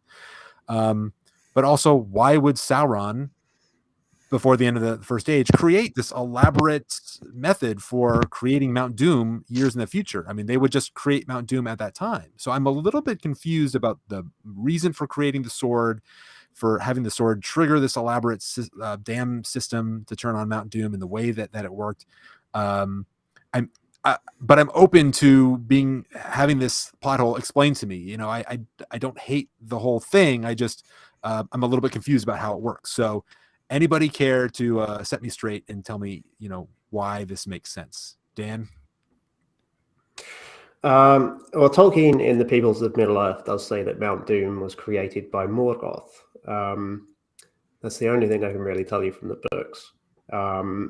As far as this plotline in this show, it didn't really make a whole lot of sense to me either, I have to say. I kind of like the idea that it's a mechanical process that like the physics kind of works, in terms of if you do pour that much water into an active volcano or a dormant active volcano, it'll erupt. But I was a little disappointed that the sword wasn't more mystical in nature, because the characters were piercing their arms with it, Theo and Waldreg. And so there was this blood magic element to it. And the statue that we saw in the Elven Tower above the dam, or it's not an Elven Tower, we were told that was built by Morgoth too, but the statue of Morgoth, or of Sauron's head with the sword there, had a depiction of a human being, it looked like, beneath the sword. So it seemed to imply some kind of human sacrifice. So there are unanswered questions, I think, because I was expecting some kind of sacrifice to trigger Mount Doom, and that's not what we got. We just got... Me too. I was a little disappointed there wasn't a human sacrifice, which that's the first time I've ever uttered those words. Yeah, right. Yeah, I mean, it's a little disappointing in as much as, like, this character Waldreg, who is just this kind of like dude who lives in a village, created Mount Doom in a sense. Feels a bit... I started off with the word climactic, but it feels a bit anticlimactic in terms of that resolution. That it's like a car key, basically, that you put in your engine and turn the ignition on, and then boom, Mount Doom. But maybe there are still unanswered questions. As mentioned earlier on, I suspect maybe that sword was Adar's sword when he attempted to kill Sauron. Is my new theory about that sword, and previous theories have been wrong, so take that with a grain of salt. So I can't tell you, basically, but yeah, it made little sense to me either. Well, and we do learn from Osima Theo later that the sword, and when you activate the magic in the sword, it has an addictive quality to it. He mourns the loss of the power he feels when he wields the sword. And that, of course, I think is designed to echo the function of the ring. There's an addictive quality to the ring, and there's also an addictive quality to this sword, which sort of makes me think, well, this is maybe an early attempt by Sauron to create a power. Waldrick refers to it as a power, to create some sort of power to effectuate his plans. And maybe the sword isn't ultimately effective in doing everything Sauron wants, but it is still a power of its own and has some of these ring-like qualities. Again, we don't know the specifics on that, but it seems to be hinting at it, which adds an interesting valence to it, but also asks more questions of us. What exactly is the sword in terms of, did Sauron create it and give it to Adar? If that indeed was what happened, Adar takes the sword and kills Sauron.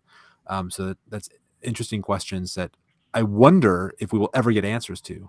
Kai, what are your thoughts? I'm with you 100%. I mean, I like also a lot the visuals of the Orodruin getting exploded and the physics over there and the storm with lightning and everything. It was amazing. But the sword thing, I don't get it, and I didn't like that. And I hope that we will have some explanations, but I'm not sure at all, because it seems that the function of the sword was to do this thing of activating Mondum. So now that they have done that, I don't know if the sword will ever appear again, and I don't know if we will have some more explanations about that. And it's a bit disappointing, but I mean, the show is like that. I don't know what to expect with this twist. Well, for me, I was hoping that the sword would end up being like a relic that was given to the Easterlings in the first age, and the person, well, it kind of turns into the myth of King Arthur, but the person who has the sword could become as like a precursor to one of the 9 rings, could become the slave to the will of, well, Sauron or Morgoth, or both of them, or whatever. And then that would be the way that they would slave the people, because the person who has the sword is the king. And then I always hoped and thought that it was just like a heirloom of the ancient Easterlings from the first age. So it was strange to end up seeing this. Perhaps it was meant to be used by a king of the modern Southlanders, because they were the sons of Easterlings. So perhaps he was supposed to be this person, whoever it was supposed to do it when Sauron gave the sign to do it. But I have to say, I was also hoping that there would be a magical ritual. I think that would have worked perhaps in some ways better, in some ways worse. But the way they chose to go about it is pretty interesting, because as we know, one of the main themes in Tolkien is this industry versus nature. And we have this manipulation of nature through something that we can call like some sort of industrial project, creating this dam and creating this elaborate network of tunnels and canals. So how it worked, why it worked, that's an excellent question. Whether, as Dan said, Morgoth is supposed to be the one who created Mordor. So they did have that reference that it was made as like a plan B in case Morgoth is defeated. So whether in the show it was Morgoth or Sauron who made it, I think it's probably Sauron, because Sauron's sign is on the sword. Maybe he didn't end up constructing the tunnels because, Morgoth was defeated. He didn't manage to finish his project. I think Lakitia called it Mordorification project. Mm-hmm. So I think the symbol that it's in the sword, it's not Sauron's symbol. It's like the Mordor symbol.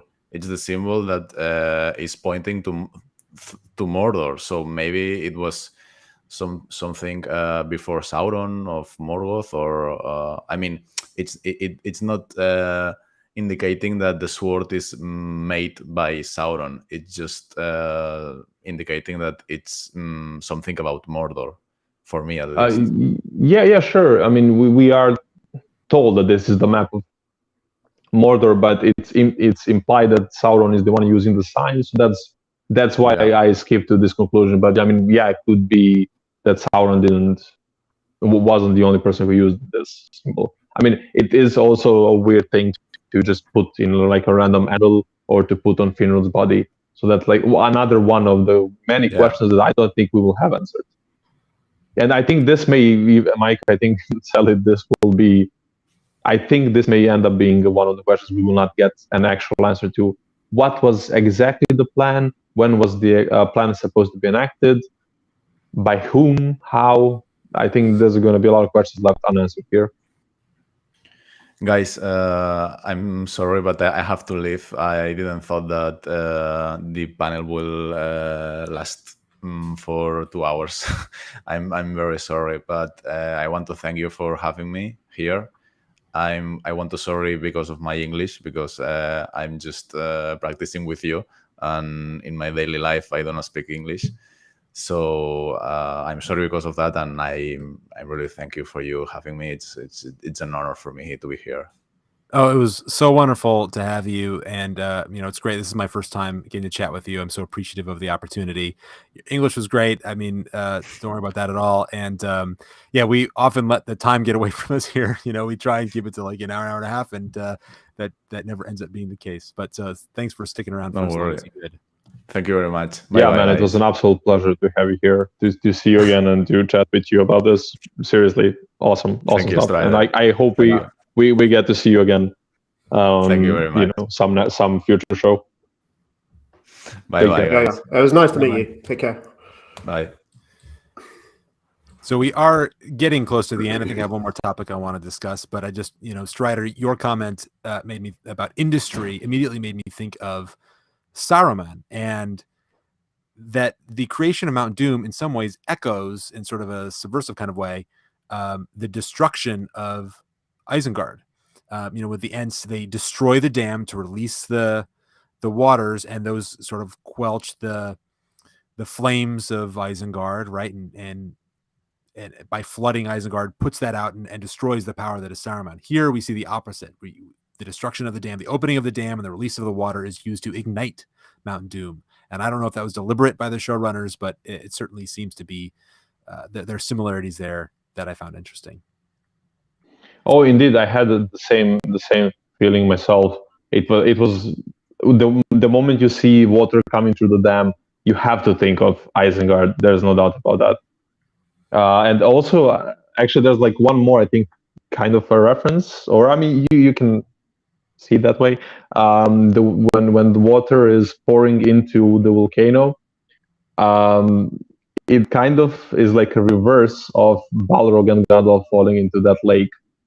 Yes. Like this here is like water coming into the fire. In that other scene is water coming into the fire coming into the water.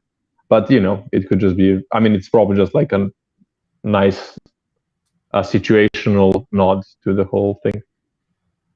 Yeah, Dan, you were mentioning earlier that there are a lot of nods to the films, and that was certainly one of the ones that jumped out at me. Was because that's also one of my favorite shots from The Two Towers. Seeing Gandalf fall very slowly with the Balrog, and the framing of that shot, the sort of very, very wide shot where they're falling so far that it feels like they're falling slowly, and we get the sort of same framing here with the water into Mount Doom. I thought that was absolutely beautiful. I do want to read a super chat out here. It's from my brother, and he spills the beans that it is my birthday today, and there really is nowhere I would rather. Well, all right. There are a couple places I'd rather be, but since Lothlorien and Rivendell are fictional places, this will do just fine. But he requests that if anybody can wish me a happy birthday in the dialect, manner, or language of their choosing, that'd be great. And if anybody knows how to say happy birthday in Elvish, I would indeed love that. So think on that. I don't think any of you are speaking Elvish fluently, but if anybody in the chat also knows how to say it, Dan, would you like to start?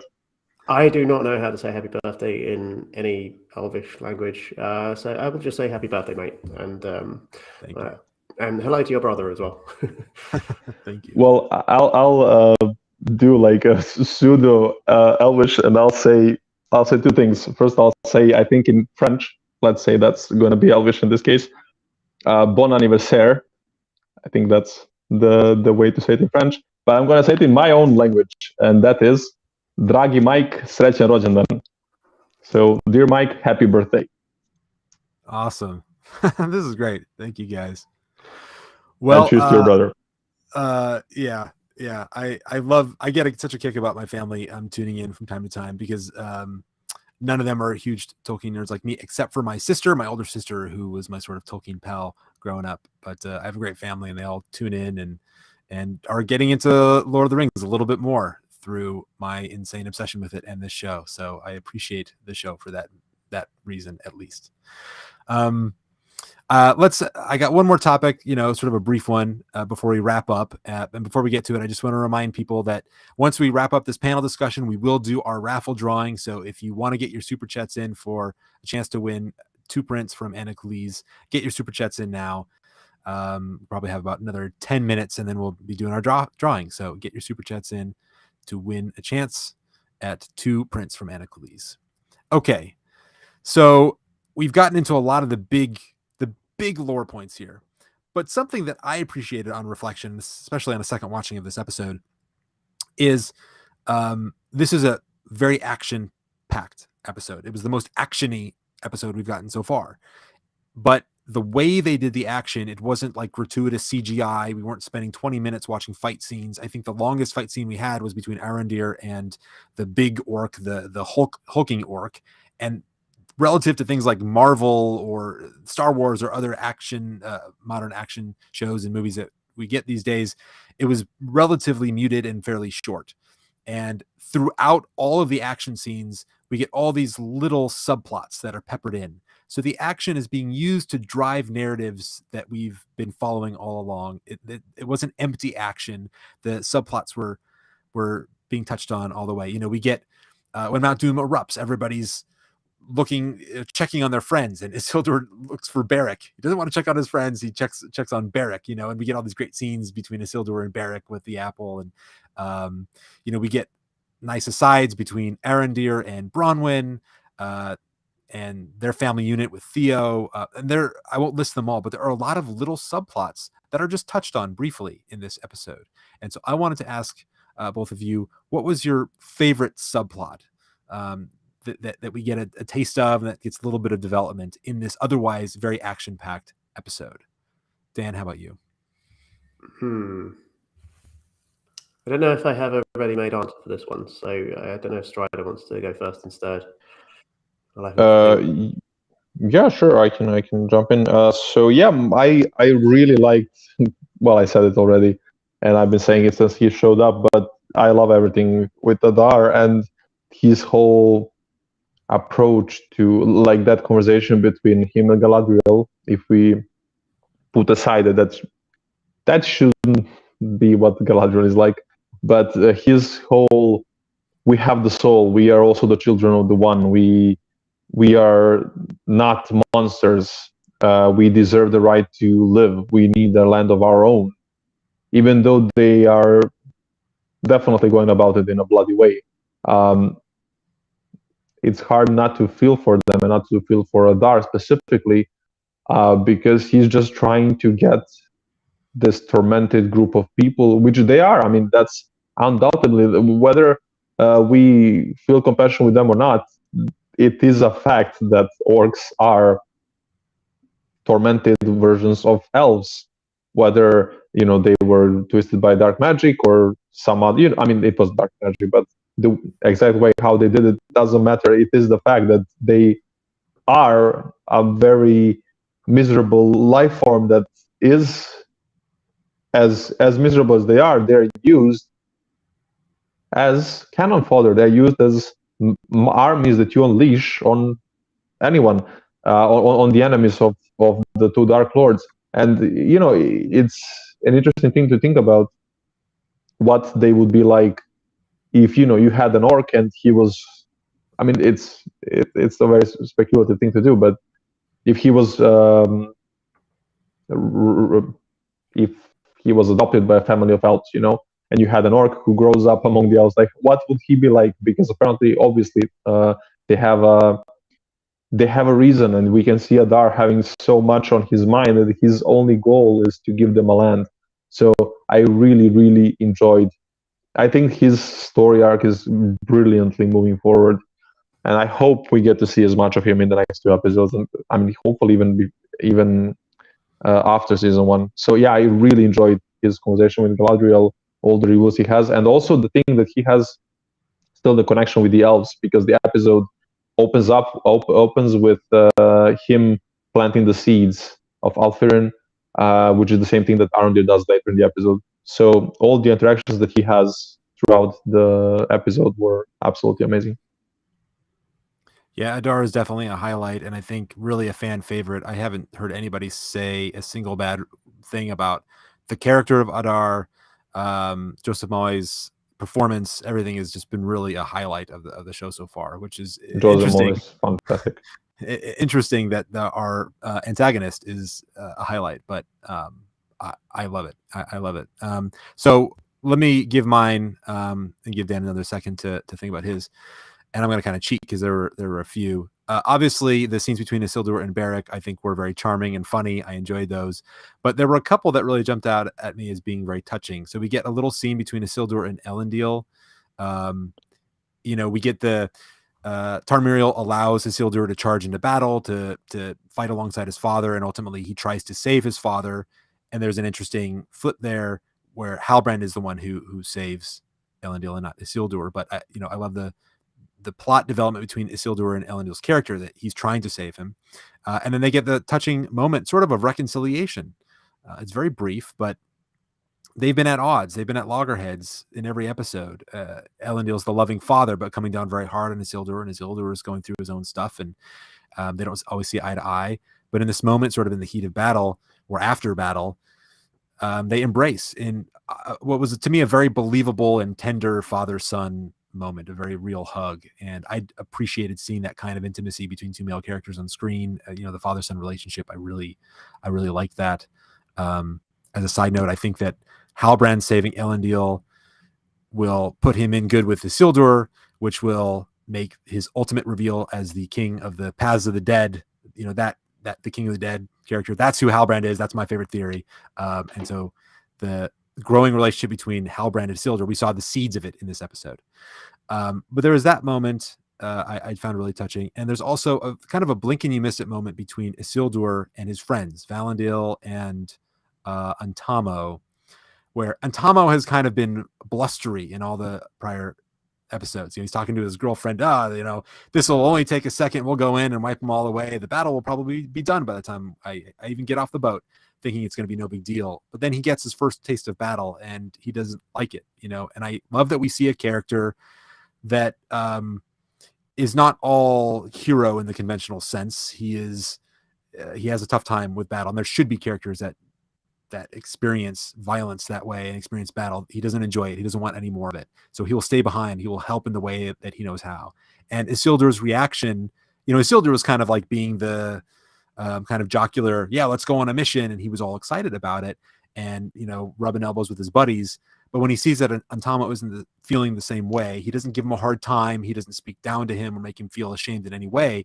He kind of gives him an understanding look. And it's just, 1 second, but I thought that was a really good moment, sort of a little subplot between Antamo and Isildur. So those were mine that really stuck out to me. Dan, how about you? So that was actually one of the moments that I was thinking of when I was thinking of what to say here. I also really liked this scene as well. It went by quite quickly, but I'm glad that these side characters got a little bit of attention. I was trying to think when you asked me, first of all, what how much of a side plot do you want? Because I was also thinking Adar as well was my favorite plot of this episode. Yeah. But I felt like that was the main plot. It wasn't really a side plot per se. I guess Theo and Arondir as well was one of my others sort of nice moments that we got towards the end, where Arondir sort of sits him down. See, he's the only one who notices that Theo's the only one there who's not happy, and he talks to him and he says, "Don't feel guilty," and I might have done the same thing in your place, etc. And Theo confides in him because he's starting to trust him a little. And so I kind of like the family, the kind of odd little family unit that's forming between these two and the mother as well. It's kind of nice. I have a horrible feeling we're headed towards a tragic end for this little group, but this was good setup, and it was a nice little quick character moment that went by. Similar to the other one with Isildur and his two kind of silly friends. So yeah, there was little moments sort of after the battle like that were kind of nice that we got. Although I will say they cleaned up the village very quickly. Where they managed to get a feast on the table and everything, and everybody's got a mug of ale, and it's like, I'm sorry, but how long did it take Waldreg to get back to the fortress? Because it seems like they just cleaned up very quickly. But nonetheless, there were nice character moments in this, and so yeah, this was the other one that stood out to me there. Yeah, I am so happy that I actually care about the Bronwyn, Arondir, Theo relationship. Like, I am actually invested in that a little bit. And the moment between Bronwyn and Arondir, when they basically say, if we survive this, let's all be together. I believe that could happen, and I want that to happen. I actually care. And so that creates stakes in the action that follows, right? If I didn't care about the characters' lives and what would happen to them, the action wouldn't matter. But now we have some real stakes. Like, if they make it through this, they can have their happy ending. And so because they have that scene before the battle, every time Arondir is fighting the hulking orc, and every time Bronwyn is maybe going to get attacked by the orc who's walking up the hill, there's that in the back of my mind, like, don't ruin their happy ending. So really some real emotion in those scenes that I really appreciated. Well, gents, I think that we've really covered a lot of ground here, and I'll say to the chat, we're going to go ahead and cut off the super chat now. We're going to do our raffle. So Kyle in the background is going to be figuring that out. He's going to use our spreadsheet. So Dan, why don't you tell people where they can find you? You're really busy putting out a lot of great content of your own, and I encourage everyone to check out your channel, Voice of Geekdom. So why don't you tell people where they can find you? Yeah, absolutely. I am Voice of Geekdom on YouTube, obviously. So if you're not familiar, then definitely check it out. I do weekly live streams for reaction streams like this one. Not quite as long as this one usually, although this week actually it was 3.5 hours because I had Philosopher's Games on and he can't stop talking. Yeah, doing reaction streams. I usually have fun panels, interesting guests. I've got a few more guests lined up for the last 2 episodes as well, in theory. So should be a couple of good episodes coming up. And yeah, I do kind of roughly every couple of weeks, I come with a lore video of some sort. The channel's best known for the long-running series on the Silmarillion that I've been working on for a couple of years now, which I'm just coming. I just accidentally muted there, sorry. So I'm just coming up to the chapter 19, the Beren and Luthien chapter. So that will be coming out after the show concludes at some point. Your co-host, Jen, did a voice on that, as you know. A few other sort of recognizable faces for people who watch this channel regularly as well have contributed voices in the past. So yeah, check me out on Voice of Geekdom, and if you want to get hold of me at all, I'm on Twitter at Voice of Geek. And you've been doing the Silmarillion explainer videos for a couple of years. How many years do you think it'll take you to get through the whole thing? Are you looking at a 10-year project? No, well, I think probably the rest of the Quenta Silmarillion will probably take me the best part of another year, because Beren and Luthien is quite a long chapter. So it will be several videos, I would think. And I tend to go into a fair bit of depth. Like I've gotten to the point where each video that comes out in that series is usually about anywhere between 25 and 35 minutes long. And so I do tend to go into a fair bit of depth and talk about a lot of things along the way.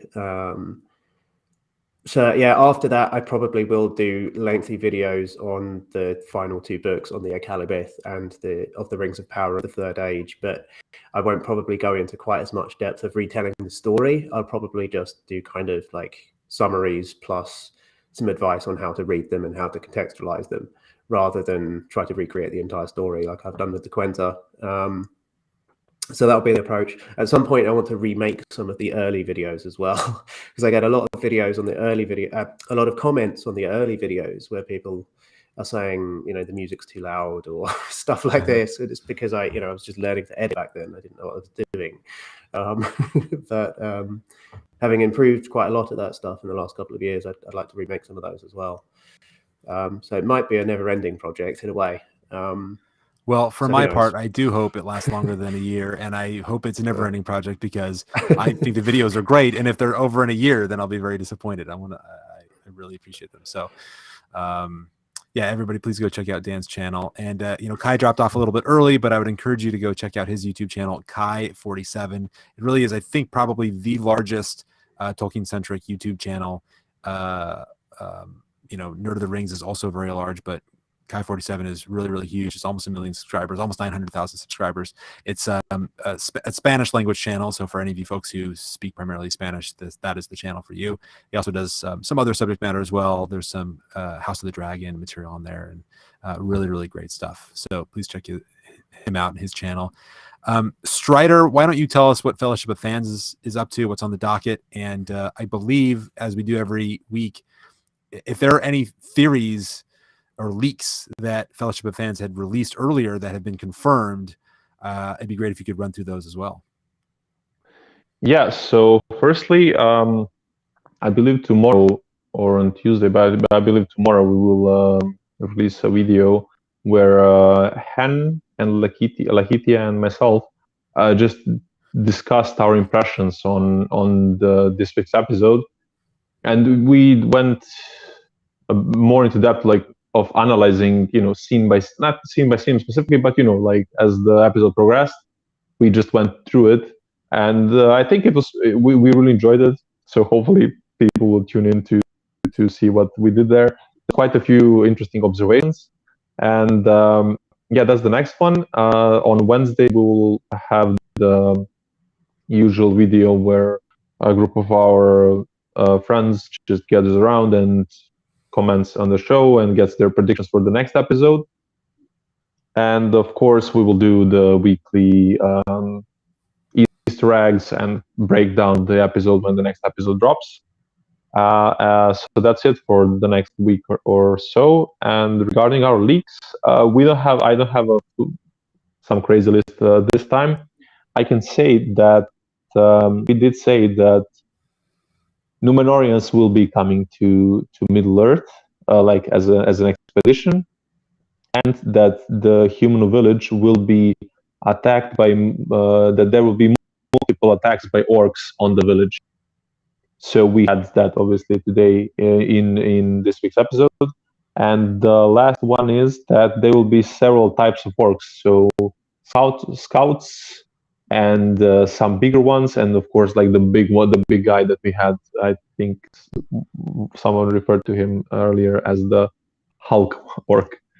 So yeah, we called several things regarding the orcs and the attack, because this episode was a lot of things happened, but it was pretty simple in a way, like it was the one storyline and so on, so not many things happened. But actually we also have some very interesting links for the next 2 episodes, and they've been running around in our Discord and on Twitter. So people who like to be spoiled, maybe you should check out some of our older tweets, and you can see perhaps what awaits you in the next few episodes.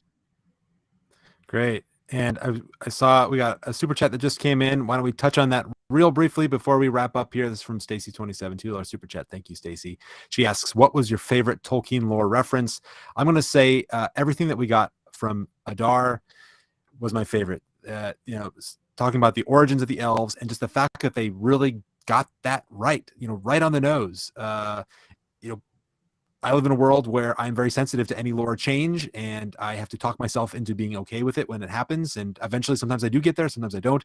But I didn't have to go through that process with Adar. They nailed it right on the head, and I'm so. Not only was it accurate, but it was done in a very compelling way. Adar's character is wonderful. So that is my favorite Tolkien lore reference. Dan, how about you? Yeah, same answer. When he talks about the origin of the orcs. You said origin of the elves again. Oh, yeah. I keep doing that. I think we knew what you meant, but that was a great reference. It's clearly written by somebody who's read and understood the Silmarillion, if not potentially letters as well, which was surprising, honestly, to get something like that.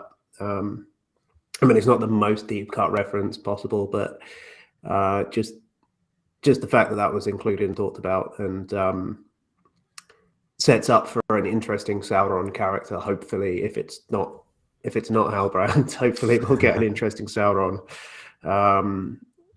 I'm clinging to it, basically. Yeah. Same answer as you. Strider, are you in the same boat? Well, I got two short ones. So Galadriel seeing Middle Earth earlier than Isildur was a pretty cool thing to see. And Isildur's answer is actually Aragorn's quote from the books that he says in reference to Legolas. Keen are the eyes of the elves. So I think that was a really nice, tiny moment where we do see this in this show very underrated magic of the elves, their abilities and so on. And I think it was a pretty cool scene to witness, because it really does hit this difference between elves and men.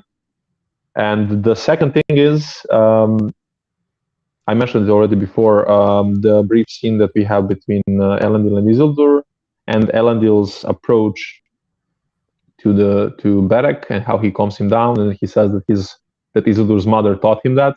I believe that Isildur's mother, Elendil's wife, was a pretty strong presence among the faithful. That's I think quite a likely outcome, and it again shows the connection with the elves, because Strider at some point, or I don't know, Strider or Aragorn, but at some point he reacts the same during the books, and he says that is something that they were taught by elves. The men of the Westernies learned a lot of things, and I think this was one of them. So I think those two moments were pretty cool to just show this connection and the difference between elves and men. Yeah, absolutely. Great choices. I'm going to go ahead and shut this stream down before I see the chat is getting invaded by sex bots. So before Sauron's evil magic totally destroys this stream, we're going to go ahead and call it quits here. Dan, Strider, thank you both for participating in this panel. It really was a pleasure. No problem. Thanks for having us. Thank you, and cheers to Kai.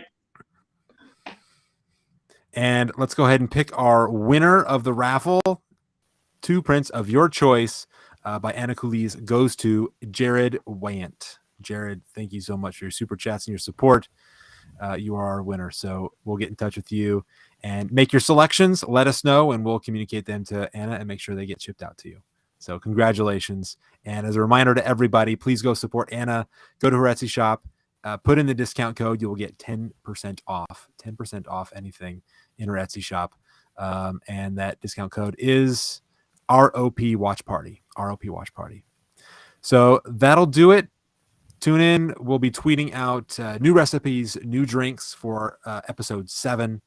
And if you missed any part of this stream and want to listen to it in audio form, we're going to be putting both panels out in our podcast. That's Watch Party Lord of the Rings. So go check out our podcast, Watch Party Lord of the Rings. Hit the subscribe button, and we will be putting out the newbie panel in one episode, and then the lore panel in a separate episode, so that you can pick which one you want to listen to, or both, because I enjoy them both. So I think we're doing good here. Kyle, got anything else for us before we escape the sex bots? Just a very, very quick happy birthday to you. Thank you for choosing to spend your time with us today, and I hope that you get to spend some time relaxing with your family as well. So appreciate it. Thanks. Thank you, Kyle. And thank to everybody in the chat who wished me happy birthday in a variety of languages. That was really, really nice. So until next time, episode 7, we'll be here again on Sunday next week. Look forward to seeing you again, Kyle, and all of our great guests and everybody out there in the chat. See you next time. Likewise. Have a good one.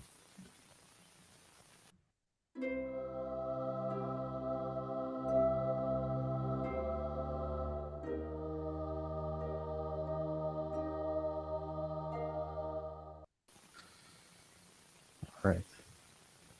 All right. I thought that was pretty good.